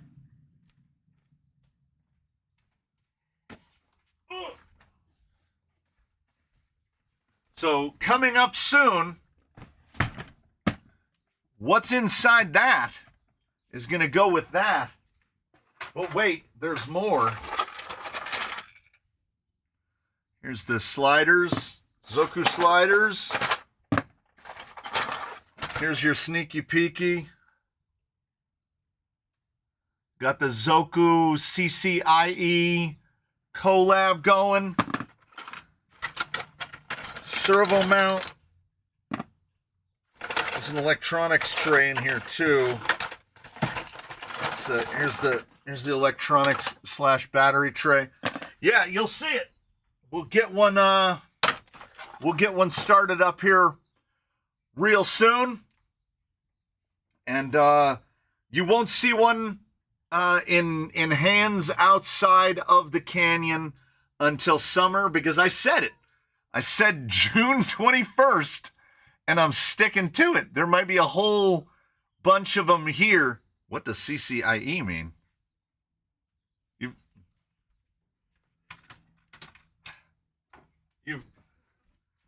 You've seen the stickers. Crawler Canyon, IECA, CCIE, Inland Empire. Come on. You'll see them soon. They'll be coming up. Thanks for sticking with me through this one. We already spun this. Jerry got bonked again. That raccoon loves getting kicked out. What do you think about Vidavon TRX6 axles? I think they're real foxy looking, and the price tag makes me go, hey. But I'm sure some loon is going to loon it, and they are going to buy Vidavons and put them under one of these. I kind of hope, I kind of want to see it. I kind of want to see it happen. So, tune back in for that. Thanks for being here. All the usual things. There's a video up in about 20 minutes. It's a short one, but it'll keep you busy on a Friday. And as Mr. Spain himself says, we'll see y'all in the next one. Thanks for joining us here in the Canyon. I'm going to click the thing and I'm going to hit the button. and we're going to be done.